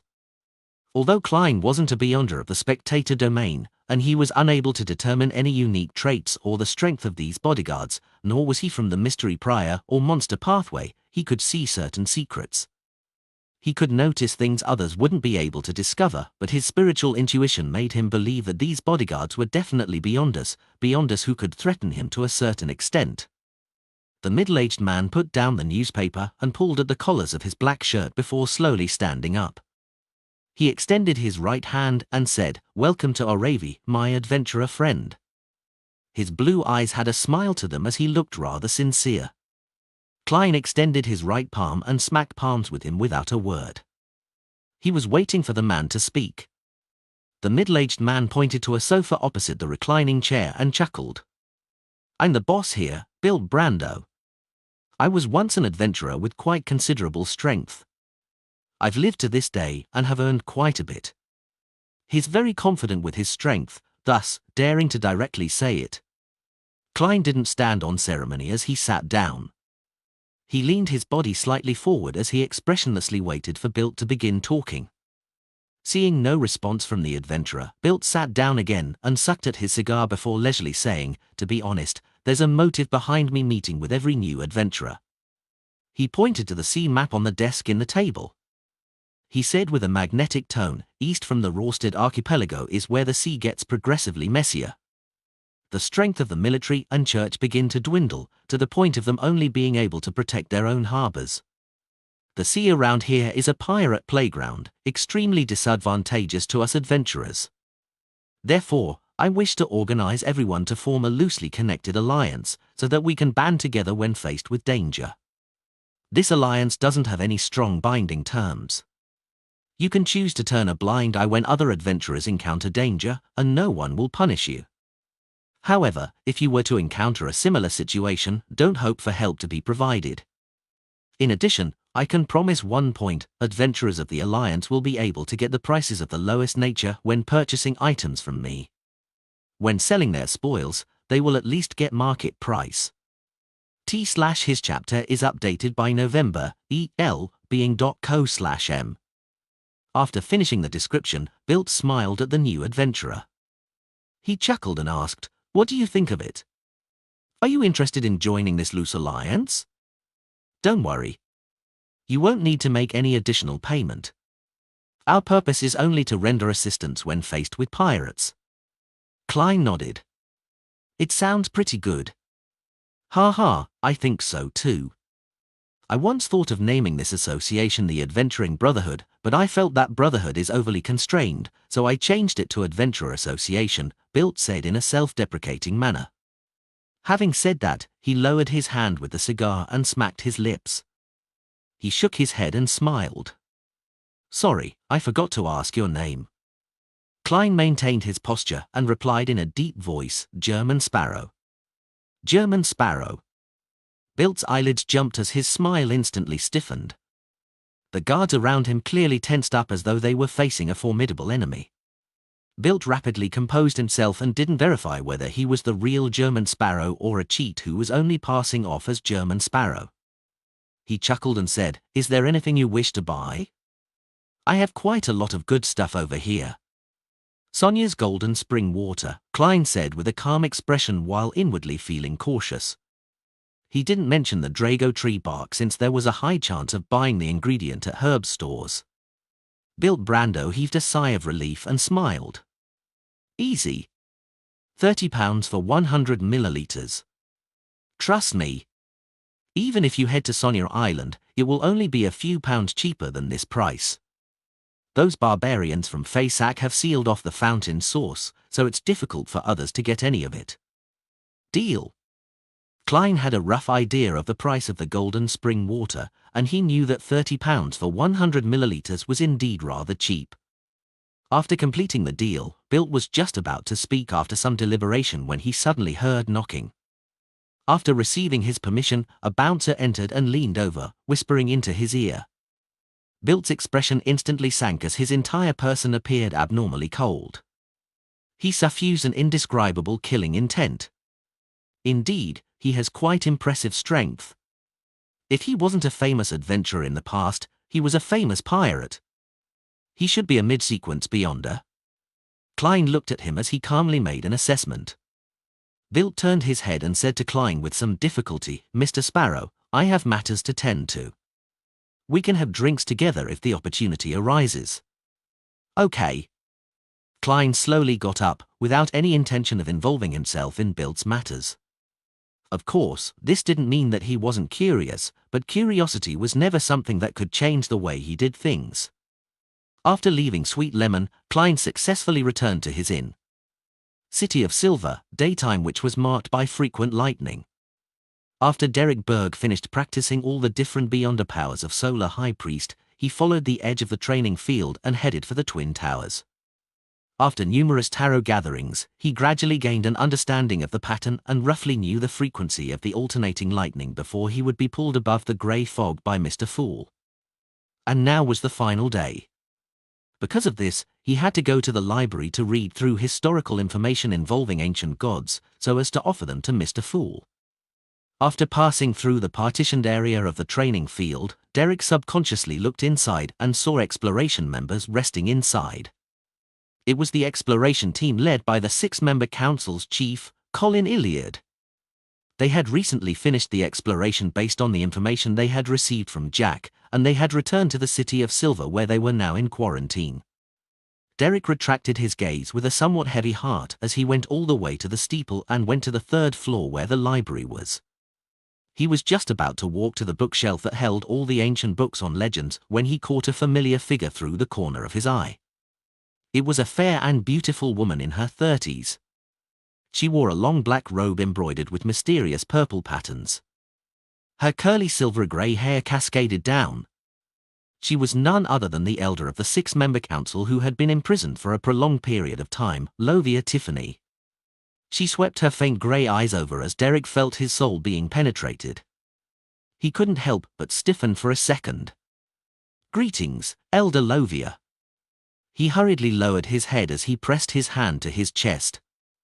Lovia walked over and nodded gently. "I've been removed from quarantine." She turned and left after calmly saying that, as though she was making an announcement. Derek stood on the spot as a layer of cold sweat seeped out from his back. Why has she been released? The 6-member council has already determined that she's all right? Derek thought as his nerves tensed up in an abnormal fashion. Monday afternoon, above the grey fog. Klein placed his elbows on the armrest as he crossed his fingers and watched as beams of crimson light lit up before receding into blurry figures. Then, he heard Miss Justice's brisk greeting. "Good afternoon, Mr. Fool Tilda."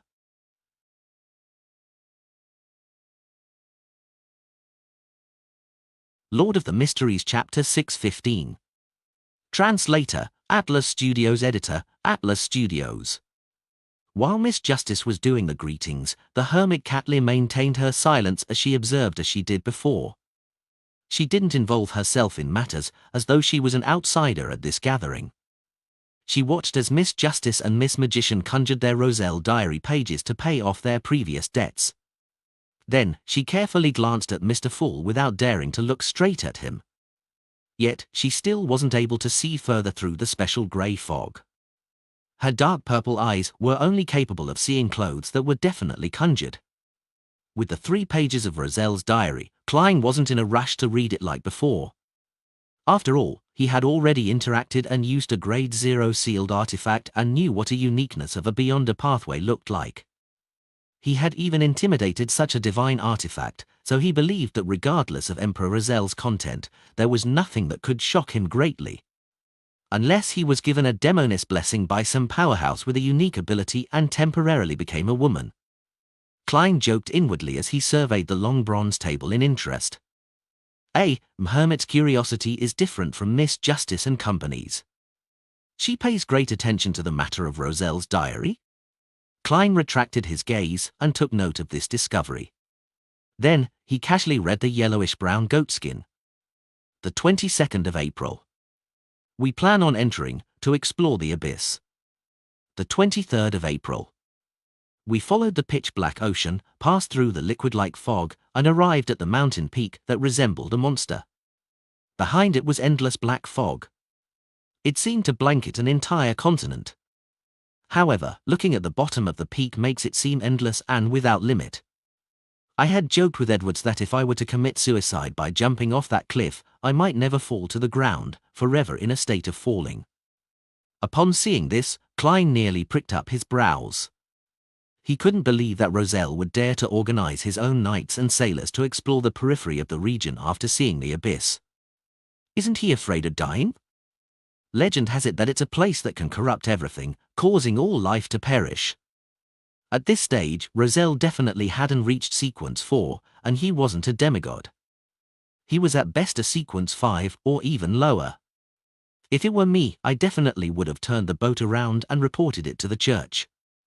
In that instant, Klein gained a deep understanding of the huge difference between him and Roselle.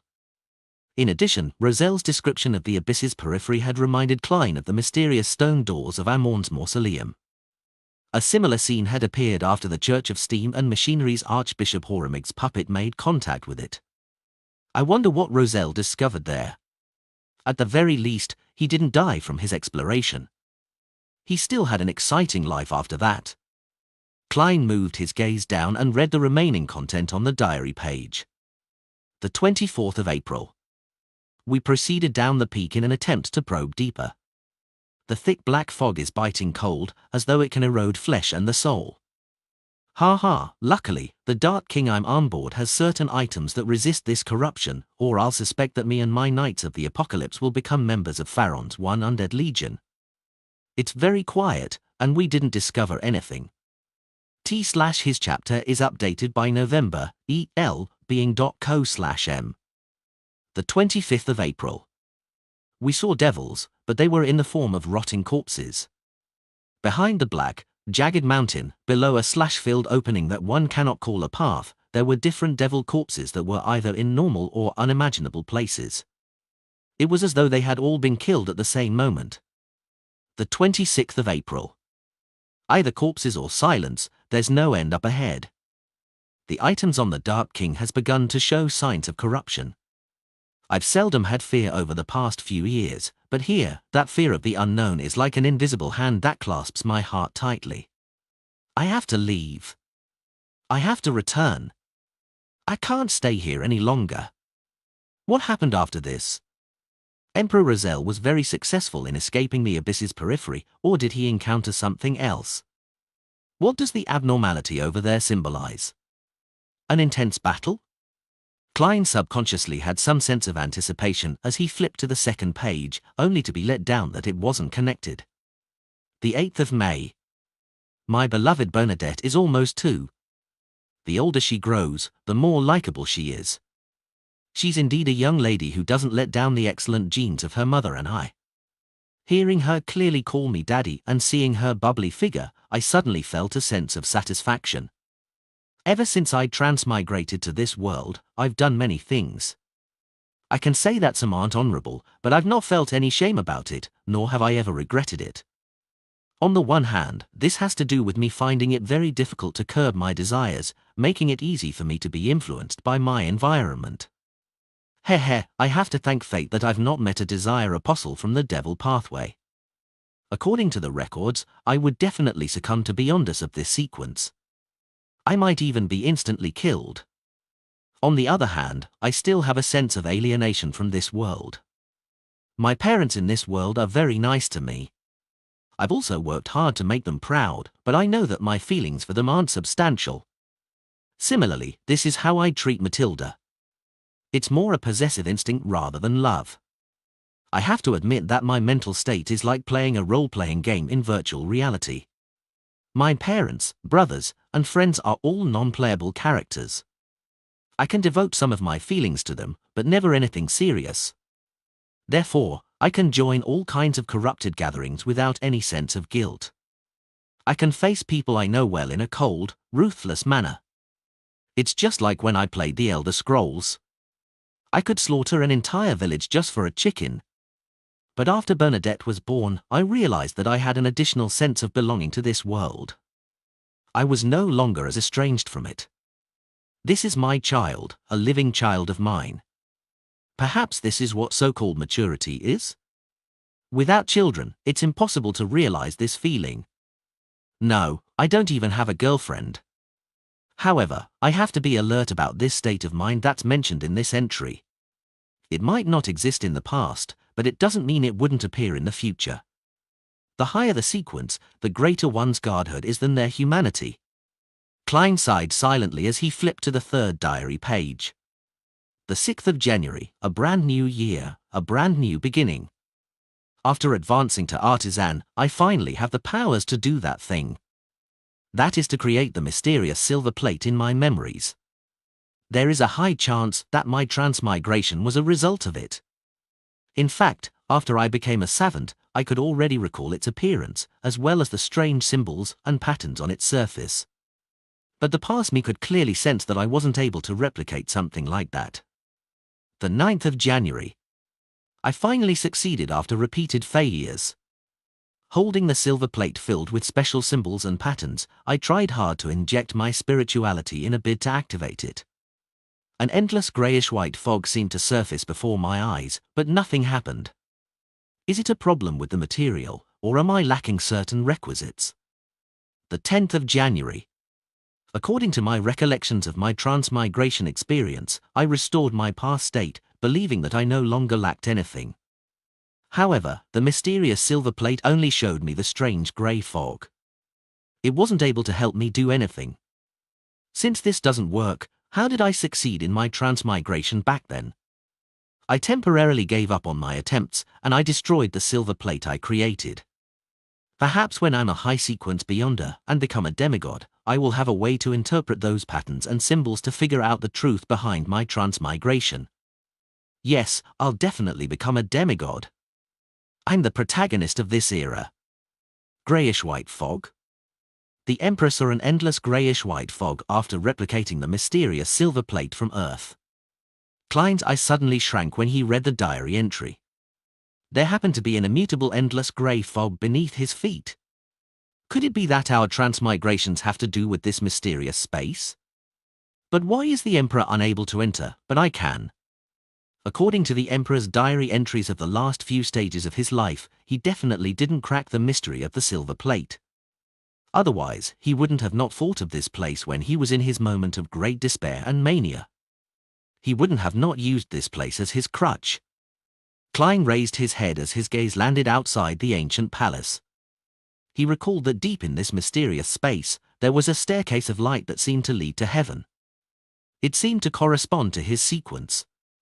The staircase appeared to be built for giants, and its destination was the grey fog, which seemed to support something that stood in midair. The secret of our transmigration lies there. Klein made the diary pages in his hand vanish before he leaned back into his chair and said with a normal tone, "You may begin." Derek originally wished to bring forward his request to purchase the Sequence 6 potion formula after Solar High Priest, but Elder Lovia's release made him temporarily abandon his plans. He couldn't wait to mention everything that had happened, wishing to obtain the necessary guidance. Considering how this was still the transaction segment, he held back his desire as he waited in silence. There's something on Little Son's mind. Something unexpected happened in the City of Silver? Audrey thoughtfully retracted her gaze and similarly didn't request to purchase anything. At this moment, Alja surveyed the area and voiced out, "I need the potion formula of Ocean Songster." Indeed, he's already a Sequence 6, a wind-blessed. Isn't he someone from the Church of Storms? Why is he looking for the Ocean Songster's potion formula elsewhere? Obtaining it internally from the church is a lot easier. He has secrets he wishes to keep from the Church of Storms, or was he just pretending to be someone from the Church of Storms? Katlia instantly had many theories as she gently took note. "I can help you take note." Upon noticing the hermit's response, Alja asked, "Is there anything you need?" "I can search for clues ahead of time, so as to trade for the potion formula." Lord of the Mysteries Chapter 616. Translator, Atlas Studios. Editor, Atlas Studios. What do I need? Katlia silently chuckled, having sensed that the hanged man was probing her with a very ordinary question. Any needs meant clues. Ignoring the fact that I've already obtained the potion formula for Sequence for Mysticologist of the Mystery Prior Pathway, and accumulating points for one of the main ingredients, even without anything, I have no lack of corresponding resource channels, and far more than one. Katlia had another thought as she recalled the Sea God Scepter which Mr. Fool wielded. She then smiled and said, "I need a mystical item at the demigod level. The kind with acceptable side effects." At that instant, Alja nearly retorted, asking her not to crack a joke. Even in the Church of Storms, one wasn't necessarily capable of obtaining a similar item for years, much less a Beyonder who was obviously only a mid-sequence Beyonder. If I had an item at the demigod level without any real negative side effects, why wouldn't I keep it for my own use?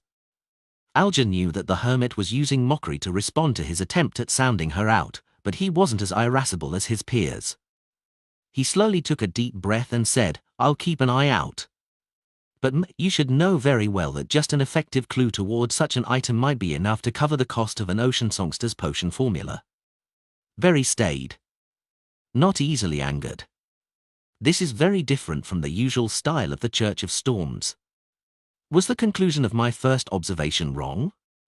He's only disguising himself as a priest of the storm? No, I can't think of it that way. This might also be because he doesn't dare to flare up under Mr. Fool's watch.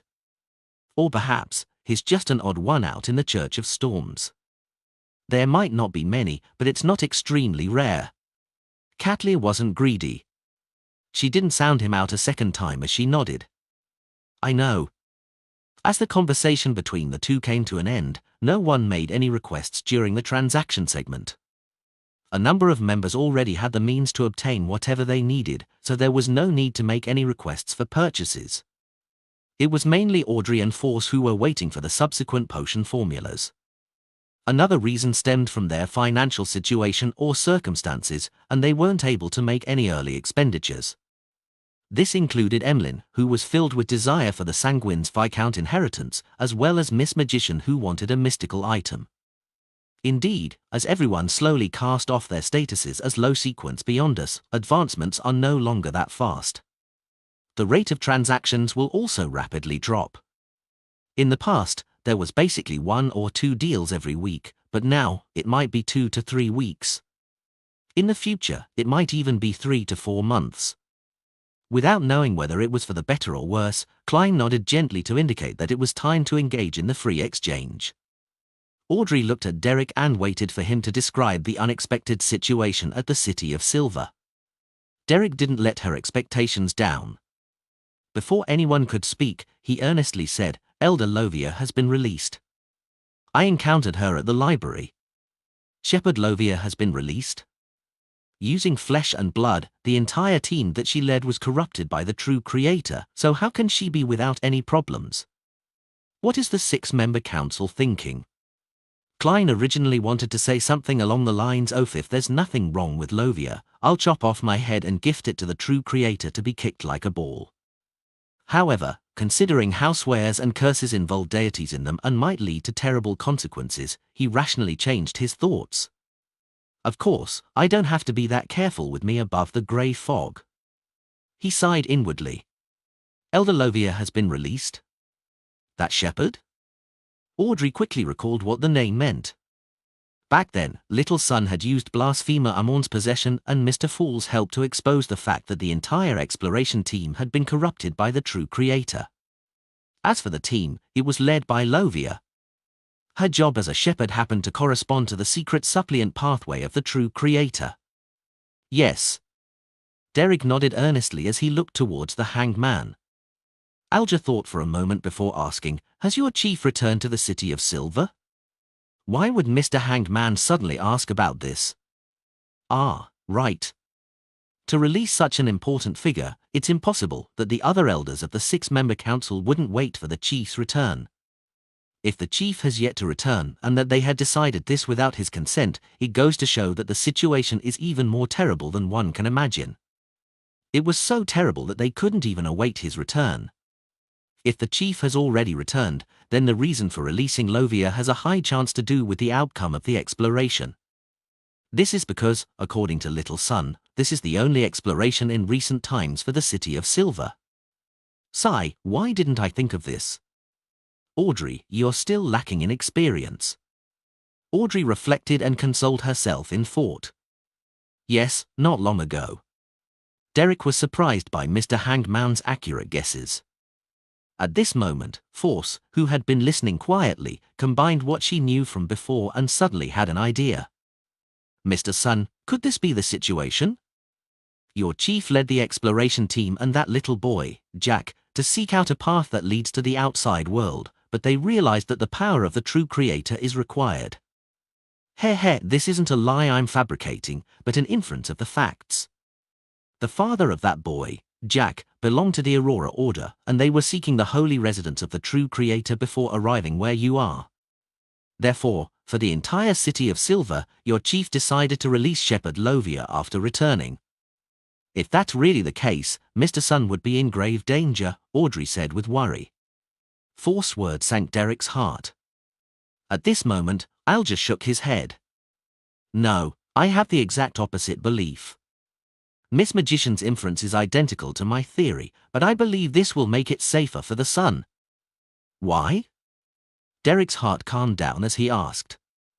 "Isn't that simple? Balance." Klein scoffed inwardly. "The danger of the true creator is noticeable by any sentient creature with eyes and a brain.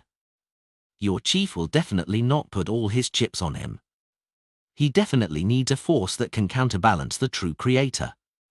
As for you, the one who exposed their ploy, you were possessed by Blasphemer Amon, so you might represent another possibility. The more Lovia and company wish harm upon you, the more the chief and the other elders will protect you. This way, they would turn a blind eye to whatever suspicious aspects you didn't manage to erase, Alger explained simply. This ends up being a silver lining? Force was stunned. Mr. Hanged Man makes a lot of sense. When it comes to analyzing matters and the situation, I'm still far from matching him. Audrey felt somewhat depressed. She even thought of puffing her cheeks, but she immediately realized that it wasn't an elegant act. All she could do was keep those thoughts to herself. For the rest of the members, Emlyn, who didn't know much about Lovia, had a hard time keeping up. However, he knew about Jack and the repeated cycles, so he was barely able to understand the discussion. In order to break out of the City of Silver's conundrum, they released a danger that has the true creator involved. Emlyn inwardly made a guess. Compared to him, Katlia couldn't understand a word. She felt as though she was from a completely different world compared to the other members. I actually have a feeling of admiration despite my incomprehension of what they said. The last time I had this feeling was several years ago. Back then, I was still very weak. There were some inklings in the previous tarot gatherings, especially so when it involves the City of Silver, but never has it been as serious as this time. Also, why are they discussing the true creator and blasphemer Amon so naturally? It should be the blasphemer Amon I know of. They're only mid-sequence beyond us. What have they actually done in the past? Katlia's confidence as a powerhouse suffered a setback at that very moment. After hearing Mr. Hanged Man's analysis, Derek first heaved a sigh of relief before asking with tense nerves, could this result in our City of Silver being destroyed by the fallen creator? He originally wished that Mr. Hanged Man could provide him with an answer that could relieve him, but he ended up hearing the man say in a deep voice, that possibility can't be ruled out. Then what should I do? Derek earnestly sought advice. Visit novelbin.com for new novels. Under the situation of us not understanding what your chief and the other elders of the 6-member council are up to, I cannot provide you with any suggestions, but I don't think you need to be in such a panic. Alger raised his head to glance at Mr. Fool, who was silently looking at the members from the end of the long bronze table. Tracing his gaze, Derek subconsciously looked over and saw Mr. Fool, whose extremely blurry figure was covered in the grey fog. He instantly felt a sense of serenity, and he couldn't help but recall that holy and powerful angel. Although I've foiled several of the true creator's ploys, I'll definitely not last a second if I were to really clash with him. The situation will devolve into the fool coming to his doorstep, but the true creator finding the fool completely lacking. Klein maintained his casual listening state, without saying a word or showing any expression. Derek retracted his gaze and said to Alger, Mr. Hanged Man, thank you for your help. I will try to figure out what Chief and the others are planning. With the matter coming to an end, Katlia deliberated before saying, was the blasphemer Amon you were talking about before referring to the ancestor of the Amon family in the 4th Epoch's Tudor Empire, the son of the creator? Son of the creator? Audrey was stunned by what Hermit said. She instinctively turned her head to the end of the long bronze table and discovered Mr. Fool sitting there calmly, as though he was tacitly confirming Amon's other identity.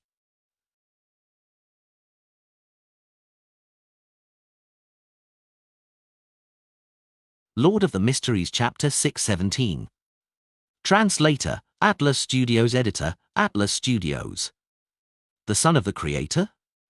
Alger was stunned by the hermit's description as he couldn't help but twitch his brows. However, he didn't directly inquire further because this could very likely expose certain matters.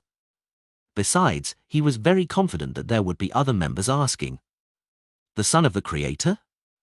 Force asked with piqued interest. She never expected that Amon had such a shocking identity, aside from the titles like Blasphemer and King of Angels. She was filled with curiosity over this. Katlia swept her a look and said without a change in tone, legend has it that back when the original creator split into the various deities and races, his body produced 2 babies. One of them was Blasphemer Amon.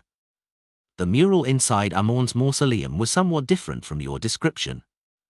Back when Amon and Adam was born, the creator had just awoken and withdrew the authorities of the ancient gods. He was seated high on a holy mountain and was surrounded by angels as they praised him. There were no signs of him dying or splitting. That mural does have something in common with the City of Silver's historical records. Perhaps the creator had really awoken twice. And perhaps the original creator and Amorn's father, the creator as recorded by the City of Silver, aren't the same person. Both of them have an inheritance relationship? As Klein listened to Hermit's description, he began theorizing. Amorn is actually the son of the creator. Such a status is in no way inferior to the true gods. As for Mr. Fool, our tarot club was able to easily purify his avatar and stop his possession. Audrey recalled the past matters and suddenly felt that she had unknowingly exceeded many ordinary beyonders. The circles and levels of knowledge exposure that the two groups had differed by more than 100 times. She asked with piqued interest, "Hermit, do you know the other son of the creator?" "Adam," Catlear answered succinctly. Audrey was clearly taken aback. This was because her question only required a yes or no. After receiving the confirmation that she knew, she would ask for the details and make it clear that she was willing to pay for it. Who knew that Hermit had directly given her the name, Adam? She doesn't seem to care too much about such information. She's in control of a lot of information. Audrey managed to infer certain matters through this detail as her eyes darted about. His chapter is updated by November, EL being .co/m. I've never heard of an important figure named Adam. I haven't either. Apart from being recorded as the son of the creator, it's like Ahit has never appeared before. There are nearly no traces of Simp in the history of the Fourth Epoch, Catlear answered frankly. This Adam is very mysterious. I'm already rather well versed in the Fourth Epoch's three empires of Solomon, Tudor, and Trunsoist, as well as the angel families that come under them. Yet, I've never heard of him before. If it wasn't for a Rhodes who live-streamed the Church of Steam and Machinery's exploration of Amorn's mausoleum, I wouldn't have even known his name. Has he long perished, or is he hidden in the dark while scheming something? Klein sighed inwardly. Audrey subconsciously glanced at Mr. Hanged Man and discovered him shaking his head as well. Amorn is a king of angels, so it doesn't make sense for Adam to not be one. There should be records in the City of Silver. Audrey looked at Derek. For some reason, Derek easily understood what was on Miss Justice's mind. He said in slight embarrassment, "We do not know about Adam, just like how we don't know about Amorn. I was previously searching for ancient tomes related to the King of Angels. I believe that I was lacking in clearance as my sequence was still low at that time. I will continue searching for information on this." King of Angels? Catlear moved her fingers indiscernibly as she memorized the phrase. She knew that Miss Justice would definitely answer if she asked, so without waiting, she directly asked, "Amorn is a king of angels that all of you are referring to?" "Yes." To thank Hermit for her generosity, Audrey explained in detail, in the records of the City of Silver, the creator had many angels attending to him. Among them, the leaders of the angels who were closest to the throne of God were deemed king of angels. We haven't managed to confirm many king of angels. One of them is the angel of fate Ouroboros who originates from the ancient tomes of the City of Silver. His title is Tail Devourer. The second is Medici, who Mr. Fool happened to mention. We are still unsure of his title. The third is a guess. We suspect that Amorn is the angel of time among the king of angels. Since he is a king of angels, Adam, who is also a son of the creator, is very likely one as well. Haven't managed to confirm many. I don't even know the term king of angels, but you have already grasped half of them. That's not many? None of your sequences are higher than mine. Catlear nearly became speechless. Only at this point did Emlyn really understand the meaning behind a king of angels. He decided to use these names to seek out traces of the king of angels via the secret historical records the Sanguine had in their control after he returned to the real world. Catlear fell silent for 2 seconds before saying, "Mr. Sun, you were once possessed by Amorn?" "Yes, it was his avatar," Derek answered honestly. "However, he was purified by Mr. Fool. I wasn't injured at all." Purified by Mr. Fool. Catlear couldn't hold back the urge to look at the end of the long bronze table. She originally imagined that she had a general idea of Mr. Fool's state, believing that he was still in a state of reawakening and was unable to use much of his powers. This was why he sought the identity of Sea God and obtained that scepter. However, the present situation shook the foundations of her speculation. She felt that Mr. Fool was like an iceberg. What was hidden beneath the surface was even more terrifying and unfathomable. He easily thwarted Amorn's plans. Under certain situations, he can briefly break through the restrictions and produce strength at the level of a god. Catlea's heart sank as she didn't ask further. She cautiously shut her mouth. At this moment, Audrey had thought of something that puzzled her because of this topic. She proactively asked, "Hermit, after Amorn's avatar was purified by Mr. Fool, a worm with 12 transparent rings was left behind. It's said to be a worm of time. Is that correct?" Catlea recalled for 2 seconds before saying, "Yes." "Which pathway does it belong to? I mean, which Beyonder pathway does the Blasphemer pathway belong to?" Audrey pressed out of curiosity. Catlea answered directly without any thought, "The Marauder pathway. Legend has it that at the saint or angel level, they are able to fool fate and cheat the rules, becoming a parasite of time." Sounds very impressive. Audrey marveled inwardly before asking, "Then, what can a worm of time be used for?" Nice question. Klein secretly cheered for Miss Justice. He pumped himself up as he waited for Hermit to give the answer. He happened to have a worm of time in his junk pile. It's a material with rich spirituality and unique effects. It can be used in particular rituals or be used to create high-level charms. But as for how, I'm not sure. After Catlea answered, she suddenly sighed. She recalled the nightmare of being constantly pursued by knowledge, as well as the massive amount of information that could seemingly burst her brains. But even so, she still didn't know a lot. If the hidden sage hadn't gone mad and could provide knowledge bit by bit, I'll actually be more than happy to learn from him. Catlea secretly sighed. All that matters is that it's useful. As for how it's used, I have other people to consult. Klein controlled the world with great satisfaction and looked at Emlyn. "Mr. Moon, I have something I would like to communicate with you in private. Aren't the transactions over?" Emlyn nodded, feeling somewhat uncertain. "Okay."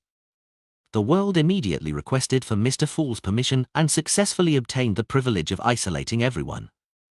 Then, he looked at Emlyn White and said, "I wish for you to present to me every action which Leonard Mitchell made in your memories." "Why?" Emlyn asked in puzzlement. "It involves certain secrets." Klein controlled the world to answer succinctly. His true goal wasn't to buy that mystical item, but to observe Leonard Mitchell. That fellow has deep secrets. The world as well. For an investigation, he was willing to spend £7,500. However, that mystical item is indeed powerful. Isn't the world constantly seeking a way to eliminate the mental corruption in a Beyonder characteristic? This is likely useful. Emlyn suppressed his wandering thoughts as he seriously recalled Leonard Mitchell from his point of view. With Mr. Fool's help, he conjured a video in the form of streaming light. When the streaming light landed in the world's hands, Klein quickly browsed through it. He confirmed that Leonard really knew the existence of the grandpa, but he was unable to determine if he understood the danger. Temporarily suppressing any corresponding thoughts, Klein removed the isolation barriers and allowed the Tarot Club members to continue. At this moment, Audrey was reminded of something by Mr. World's private communication. She hurriedly looked at Force and asked in concern, "Miss Magician, did you discover any abnormalities at Williams Street?" "That will require Mr. World to answer you," Force said, having been put into a difficult position. Without waiting for Miss Justice to speak again, Klein controlled the world and hoarsely replied, "There were abnormalities. But I have already informed the Church of Evernight and the Church of Steam. If there are any future problems, I might require your help." "All right." Audrey heaved a sigh of relief. Informed the Church of Evernight and Steam. This? Catlea found the description ludicrous. From what she knew, a secret organization like the Tarot Club was a natural enemy of the official Beyonders. There was no room for any compromises between the two, but the way the world had dealt with it and the words he used had made it seem like the Tarot Club was an organization that cooperated with the official beyond us. Colored by these feelings, she listened to the rest of the conversation before bowing and bidding farewell when Mr. Fool made the closing remark. Soon, Klein was the only one left above the grey fog.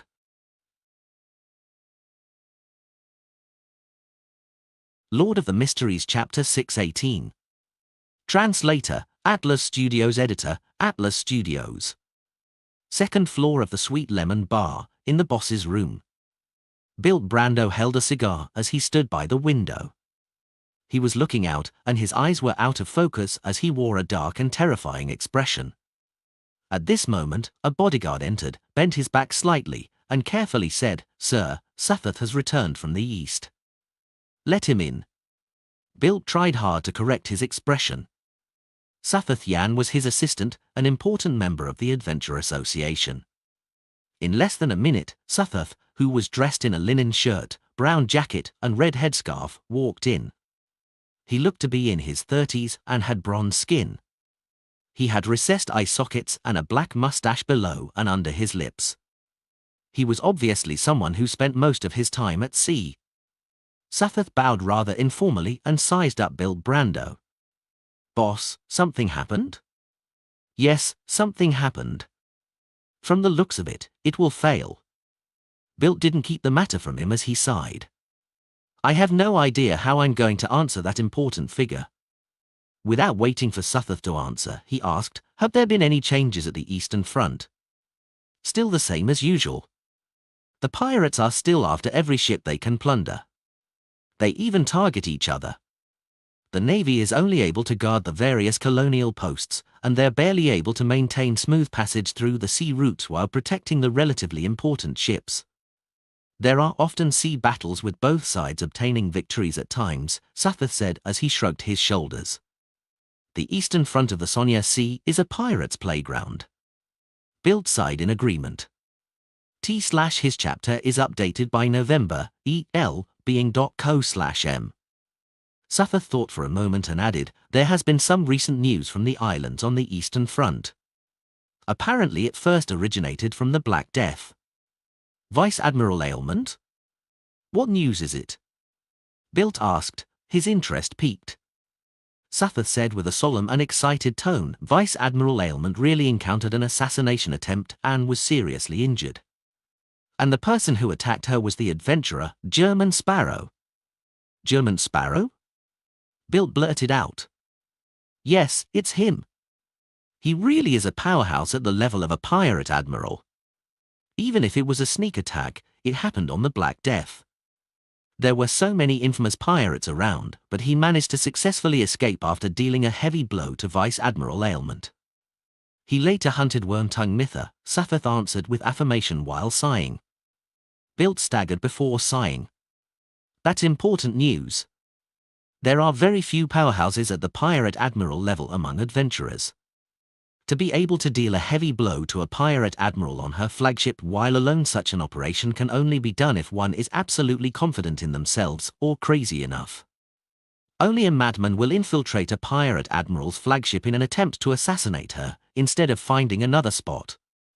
Having said that, his expression changed slightly. "I met an adventurer named German Sparrow last night." "For real?" Sutherth's pupils shrank as he asked solemnly. "I can't be sure since I've never met the real German Sparrow, or seen his photograph or portrait." Bill shook his head. Sutherth thought for a moment and said, "You can search for the newspapers from the Rorsted Archipelago to confirm his identity. So many days have passed. There should be tourists that would have brought over the corresponding news report and Sonia Morning Post. Yes, the government offices, police stations, churches, and charity organizations will subscribe to the important newspapers of the Rorsted Archipelago." The Rorsted Archipelago was the biggest colonial grounds of the Lund Kingdom in the central Sonia Sea. Its influence radiated outward, so there was no doubt that Oravi Island, which was within a distance of 3 days of travel, was part of its domain of influence. The official organizations and churches all subscribed to the newspapers and magazines of the area, so any non-crucial news would be received in 3 to 4 days. All right. Bilt nodded as he probed deeper. Do you have the exact details of German Sparrow's assassination attempt on Vice Admiral Ailment? Sather thought for a moment and said, it said that German Sparrow is able to change into anyone, just like Vice Admiral Hurricane Chilango's. It's with that power that he successfully infiltrated the Black Death and found an opportunity to carry out the assassination. He can change into anyone. Bilt's eyes lit up.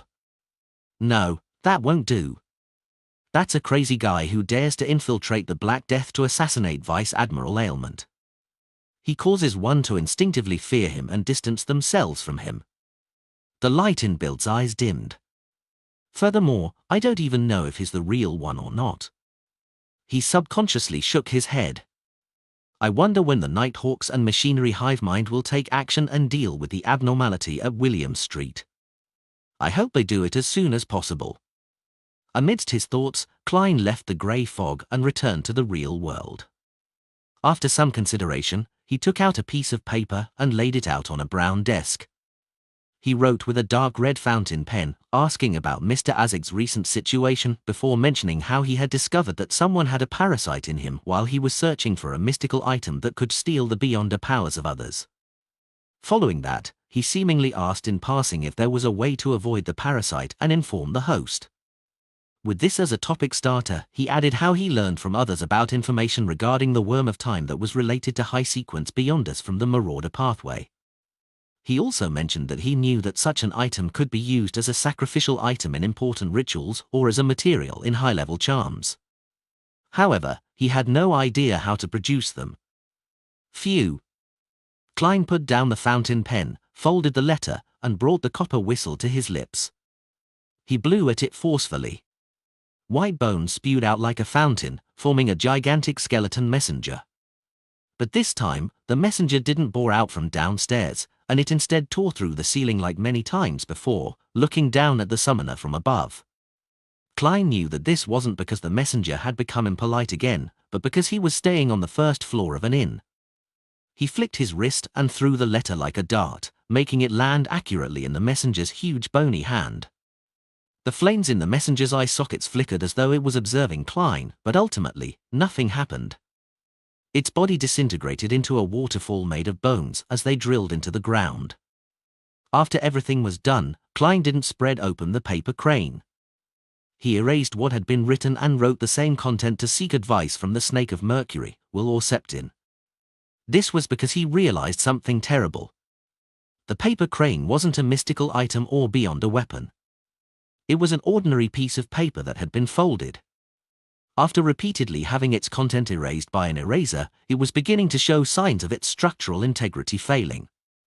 In a few more tries, it might directly tear. I'll leave extremely important matters that require contact before considering it.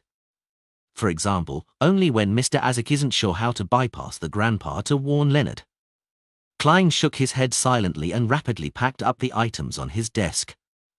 In addition, he didn't dare to use the radio transceiver to contact Rhodes recently. This was because the powerhouse sent by the True Creator was likely still loitering around the area in search for the All-Black Eyes aura. The scent of the grey fog was also equally able to attract the True Creator's attention, allowing him to inform his believers.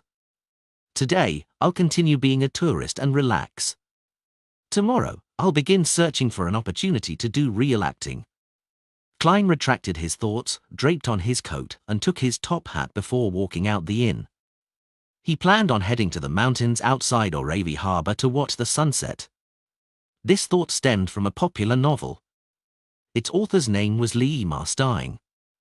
This gentleman was born in Odora and had decided to permanently reside in Backland after the age of 20. His books had introduced the sunset at Mount St. Draco with immense feelings, believing that it was the most beautiful scene he had ever seen. Klein rode a carriage out the city and walked to the foot of Mount St. Draco. He took an hour before arriving at the peak of the not-so-tall mountain. Time passed as the sun slowly set, making the blue sea situated to the left of the mountain peak appear like a sea of fire. As for the emerald green forests and the vast fields on the right, they seemed to be gilded. All the colors bloomed with the final touches of radiance in that instant before darkness gradually approached until it became dark. Ships entered the harbor as carriages drove into the city. The busy people began returning home on the roads parallel to the wheat fields and fruit gardens. When darkness enveloped the entire land, specks of warm light lit up one after another inside and outside the city. They were like resplendent gems that dotted the velvet night sky. "It's really beautiful," Klein admired for a moment until all the lights from each family were reflected in his eyes. He turned around in silence and walked down the mountain path. Accompanied by the dark trees, he returned to the foot of the mountain before walking for some distance until he hired a carriage along the periphery of the port city. The carriage stably proceeded forward as the dim yellow halos from the iron-black elegant street lamps silently illuminated the ground, receding backwards into the distance. After some time, Klein returned to his inn. He took out his key and opened his door. There was a bed, a desk, and a chair in the room, silently sitting there in the rich darkness. They silently reflected some of the crimson luster. Klein closed the door very gently and walked to the window. He stood in the shadows created by the curtains and remained motionless for quite some time. The lights outside were still bright. Early the next morning, Klein turned on the tap and patted his face with ice-cold water, rejuvenating his entire body. He had already thought of a way to engage in true acting. It was still the hospital where death could occur at any moment. In the past, Klein had only circled the area without much focus. Loitering around had made it hard for him to find any suitable targets. This time, he planned on using some time of volunteer work to stay in the hospital for prolonged periods of time. He could provide hospice to the dying patients who temporarily didn't have their family beside them. By doing so, he could await the targets he needed. After having breakfast, Klein arrived at 10 Black Forest Street and entered the Oravi Hospice Foundation. This was a charity organization of the Church of the Evernite Goddess. One of its responsibilities was to provide the various hospitals with trained volunteers. Klein came to the registration booth and saw the female employee reading the papers. Hence, he lightly tapped the table to attract her attention. "Is there something I can help you with?" The lady lowered the papers and asked. "I wish to do some volunteer work," Klein said succinctly. "Name?" The lady looked up at him. Suddenly, her eyes froze as her right hand trembled. The fountain pen she had just picked up fell to the ground. In the papers in front of her was a portrait that looked almost realistic. The portrait's owner was that of the crazy and dangerous adventurer, German Sparrow.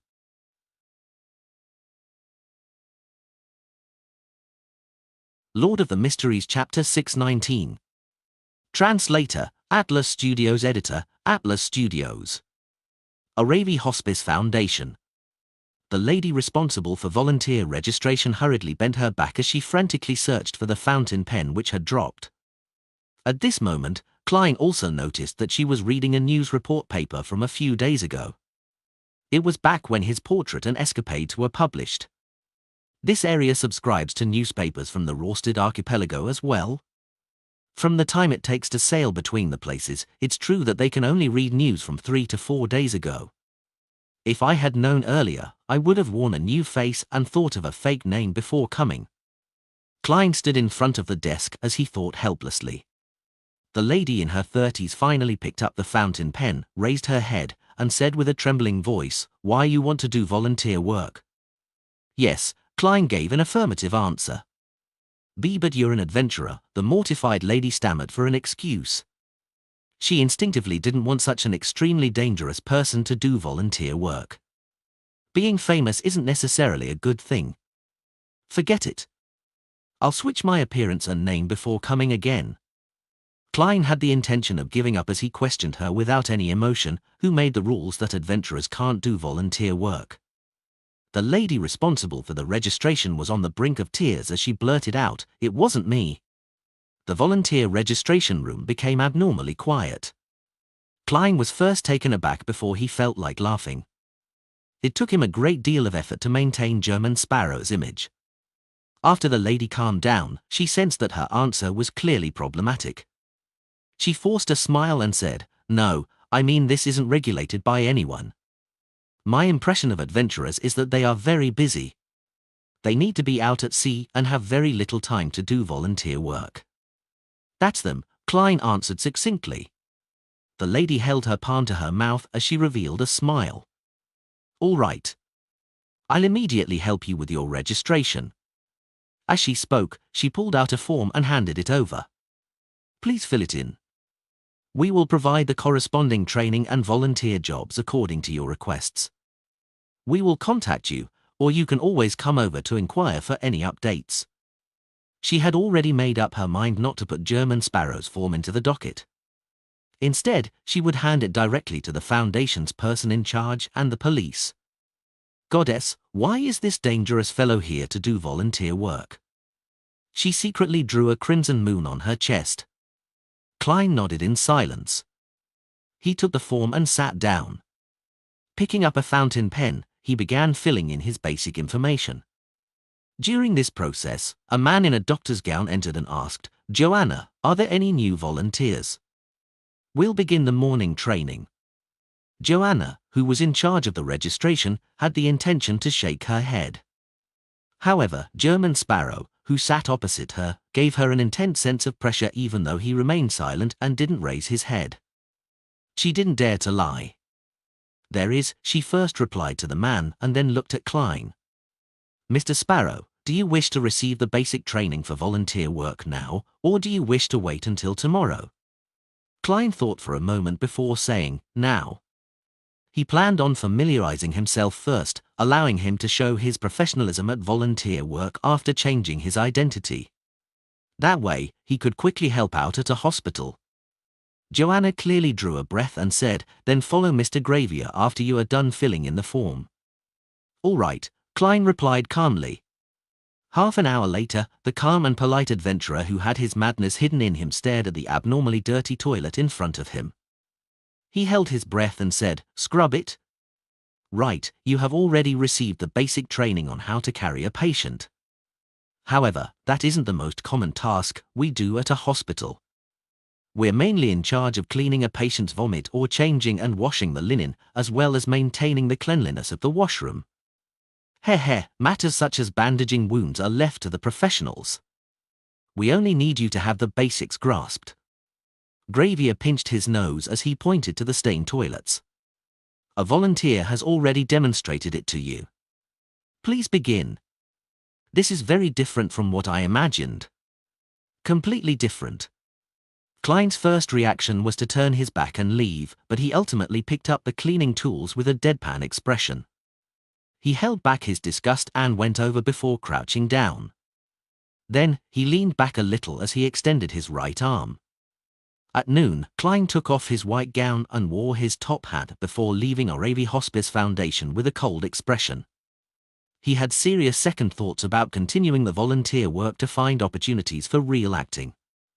Only when his carriage arrived at the Sweet Lemon Bar did he steel his resolve to continue the attempt.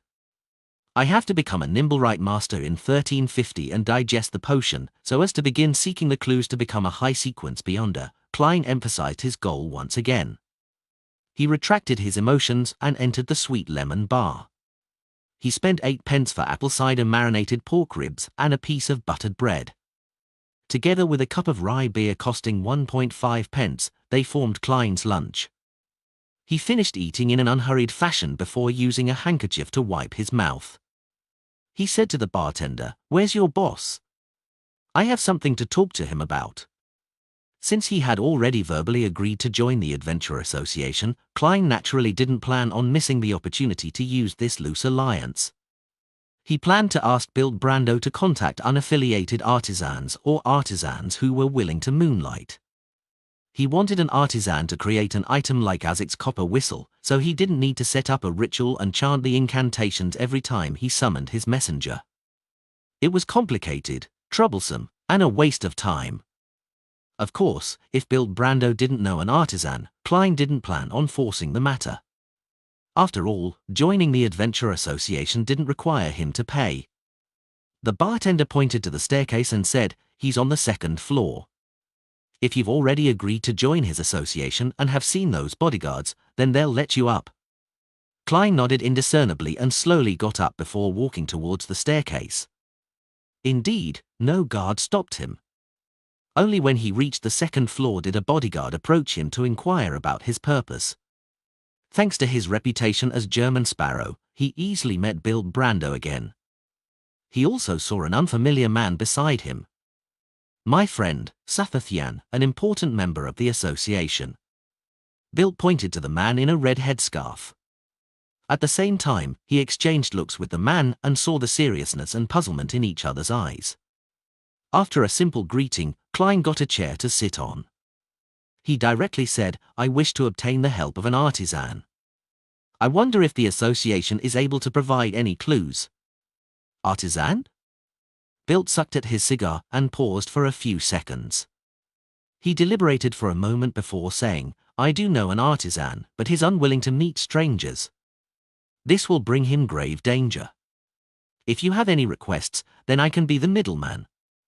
I believe I have the required reputation to do so. To most churches, mid and low sequence beyond us without any evil intentions could be ignored at times.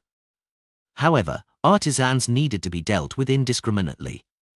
Otherwise, the mystical items they created could flood the markets, bringing about extreme unrest to human society. From the looks of it, the Adventurer Association, which Bill organized, isn't just wasting money. At the very least, it has amassed quite a lot of resources and information channels. Klein took out the Murloc bladder, which he had long prepared. I wish to make this into a ring, mainly to provide one with underwater mobility. He temporarily didn't mention the messenger, planning to test the artisan's ability and Bill's reputation. If the messenger summoning incantation became widely known, it would create quite a bit of trouble. A sequence 9 Beyonder characteristic isn't expensive.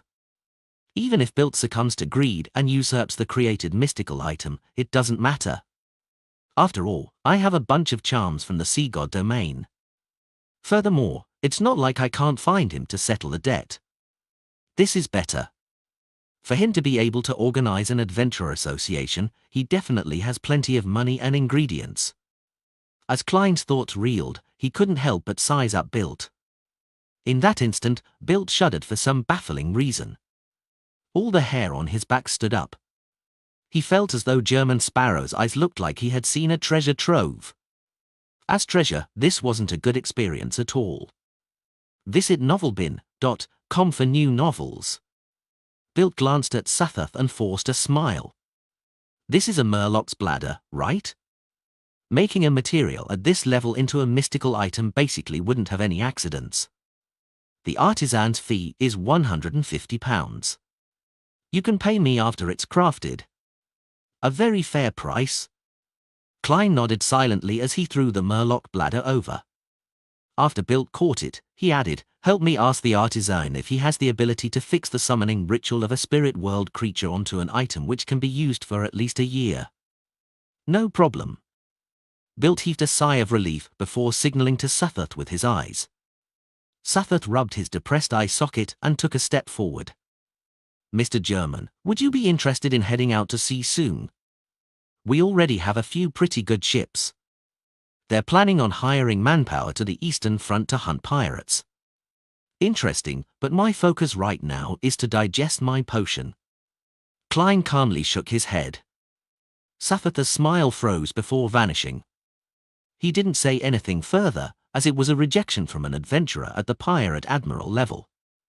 He and Bilt had already found the relevant newspapers and confirmed the authenticity of German Sparrow. Klein slowly stood up and pressed his top hat to his chest before bowing slightly. "Thank you for your help." Bilt's facial muscles twitched a little as though he was holding back something. He had something to say, but he wasn't able to say it out loud. Finally, he slowly drew in a breath and smiled. "I believe we should hope for a pleasant partnership." Klein sensed Bilt's and Sathath's abnormality, but he suppressed his puzzlement and didn't ask. "I can't ask. There will be trouble once I ask. I have to focus on digesting the potion." Klein turned around and walked to the door before turning the doorknob. "Mr. German," Bilt suddenly said. The corner of Klein's mouth twitched as he calmly looked back. "Nothing?" Ha ha, I mean, as a member of the association, you can have cheaper drinks over here, Bilt said with a forced smile. Do you think I would have pressed on the matter?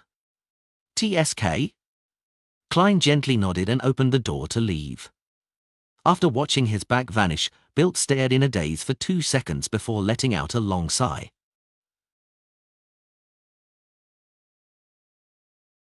Lord of the Mysteries Chapter 620. Translator, Atlas Studios. Editor, Atlas Studios. Inside the room, Sutherth pressed down on the edges of his eyes when he heard Bilt's sigh. He said in a deep voice, "Boss, that important figure will arrive the day after tomorrow." Bilt's expression turned serious as he looked back. I know.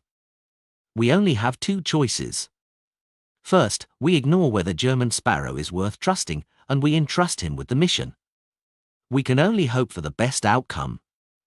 Second, we immediately abandon our business in Oravi, leaving with our cash and jewelry to become pirates at sea. I have the confidence to make most sailors and adventurers on the pirate hunt to follow us.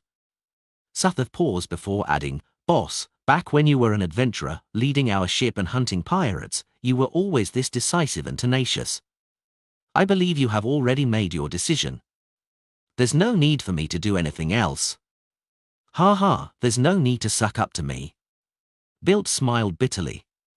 I'm no longer the fearless pirate hunter who didn't fear blood or gunfire from before.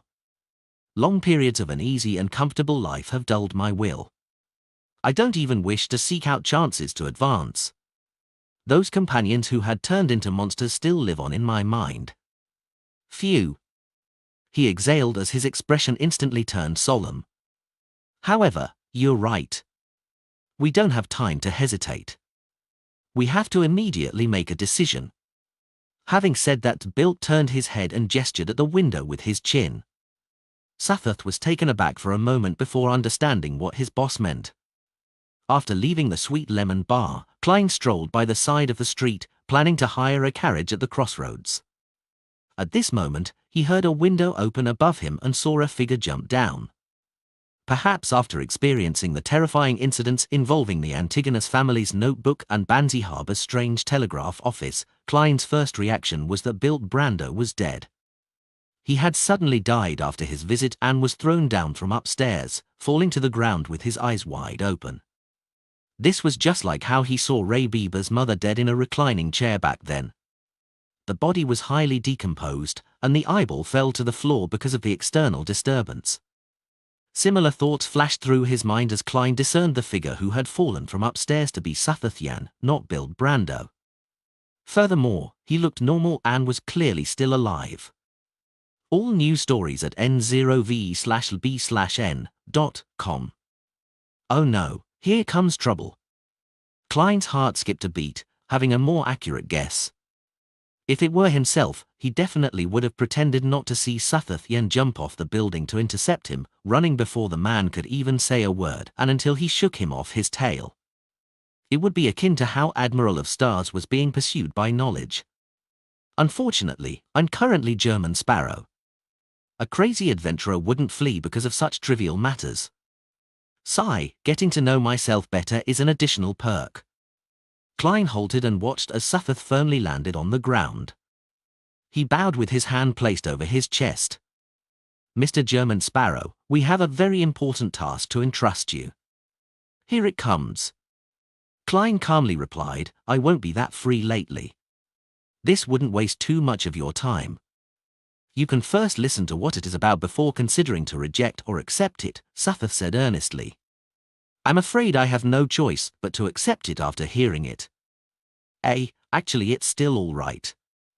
If Bilt Brando and Sutherth Yan threaten me to take the mission, I don't mind changing them into gold pounds and beyonder ingredients.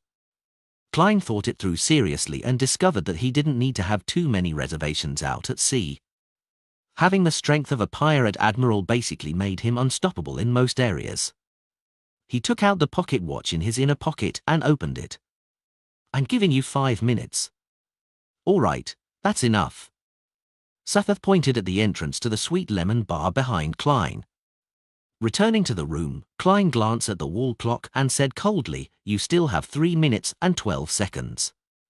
his attitude gave Bilt a baffling sense of ease. He began to believe that German Sparrow definitely had the capabilities to complete the mission. "Mr. German, I heard that you can transform into anyone, just like how Vice Admiral Hurricane Chilangos was formerly capable of doing so," Bilt hurriedly asked. "Who revealed this matter?" Klein pricked up his brows as his gaze towards Bilt turned gloomy. If news of German Sparrow being able to transform into anyone spread, it was quite troublesome for Klein. This was because this made others either think of creeping hunger, making them think of Chilangos as death, or they would think that he was a Beyonder who had certain secrets and was suspected to be a faceless. The former would attract the attention of the Twilight Hermit Order, while the latter would attract the attention of the Church of the Evernight Goddess, who would send personnel to investigate. Of course, the Church of the Evernight Goddess wasn't a powerful force at sea, so Klein didn't need to worry too much about it. He just didn't wish to be in conflict with the Nighthawks. If that happened, he had no choice but to abandon his identity as German Sparrow. This was at the critical point where more and more people knew of the crazy and powerful adventurer who had a soft heart while he was being acknowledged and gaining feedback. Bilt sensed the change in German Sparrow's gaze as he tensed up. He chuckled and said, "This was news released from the Black Death. Tracy. She's trying to seek revenge on me by doing so. One day, I'll successfully hunt her." Klein nodded slightly and said, "You can think of it as real." He didn't explain how he received his powers of shape-shifting, as this didn't match German Sparrow's persona. Bilt heaved a sigh of relief and said after 2 seconds of silence, "We're helping an important figure to search for a stand-in." Under German Sparrow's ambiguous gaze, he explained in detail that important figure needs to independently deal with a secret matter that he doesn't want others to know of, therefore, he needs a stand-in to represent him in dealing with his daily affairs. He would meet different guests and socialize with his mistress without revealing a problem. He will take 3 to 5 days to return. We had already found someone who looked like him, spending a great deal of time to correct his posture and accent, and we had informed the good news to the important figure. Who knew that the tramp would overeat and suddenly die last night? That important figure is about to begin his operation. We do not have the time to look for another person who looks like him, so we can only seek your help. Isn't this the true acting opportunity I've been looking for?" Klein was moved. However, he sharply noticed one point. To be addressed as an important figure by Bilt, leader of the Adventurer Association, it definitely meant that the person was an important figure. Matters that happened around an important figure were often not simple. It contained quite a considerable risk. Klein thought for a moment before asking in a deep tone, "Do you think that this matter will be dangerous?" "No, as long as you aren't exposed, there shouldn't be any danger. You need to represent the important figure and appear at social conventions." "Heh, no one would dare assassinate him." "Yes. I know what you're worried about. You're afraid that this important figure would silence everyone who knows about this matter after it's done.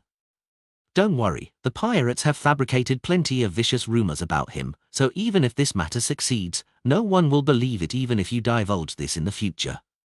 It will only be treated as a joke," Bilt said with a smile as he spread his hands. Klein no longer bothered with the topic and switched to asking, "What kind of payment are you offering?" £1,000, and 3 chances to get the artisan to make something for you. I'll pay for all expenses apart from the materials." Bilt made an offer which he believed German Sparrow wasn't unable to resist based on what had been previously entrusted to him. "It's not bad. Besides, it gives me a chance to do true acting." Klein took a look at the wall clock and said, "I'll return and consider. I'll give you the answer in the evening." Regardless, he had to head above the grey fog to divine the level of danger. Considering how Bilt and Sutherth were Sequence 7 or even Sequence 6 beyond us, Klein didn't directly request to head to the washroom in front of them to prevent them from sensing a problem. As the important figure's identity hadn't been revealed, Bilt wasn't too worried. He nodded. "All right. I hope for a pleasant partnership." William Street. A stout man from Fasak who was nearly 2 meters tall was searching for clues. Suddenly, he felt his spiritual perception trigger as he looked up. light which resembled the morning sun's rays surfaced around his body, illuminating the surrounding houses and street lamps as though they were illusions. At the same time, sparks soared on the street as all kinds of supernatural phenomena appeared. Indeed, the Sauron family has sent people over. The man from Faceac who had his suspicions cast his gaze straight down the street. He saw nighthawks wearing red or black gloves as black gun barrels covered with complicated patterns extended out of the rooftops. They were aimed at him while the surrounding passers-by didn't seem to notice anything amiss. He also saw the Church of Steam and Machinery's Archbishop of the Backlund Diocese, Horemheb, and the Church of the Evernite Goddesses Archbishop of the Backlund Diocese, St. Anthony. Immediately following that, he caught sight of members of the Sauron family raising their hands above their heads through the corner of his eye. The powerful Faceac spies also did the same thing. They had decisively chosen to surrender. Resistance only spelled certain death. There was still a chance of being repatriated by surrendering. At 6:30 that evening, Klein once again came to the Sweet Lemon Bar where he met Bilt and Sweet Lemon Bar. He expressionlessly said, "An advance of £500. Then, you will need to tell me who I'm supposed to change into." Bilt couldn't hold back his smile as he gestured for Suthoth to collect the funds from the safe, while saying with a deep voice, "He's the kingdom's highest-ranking navy commander of the Central Sonya Sea. His Excellency Admiral Amirius Revelt. A real demigod."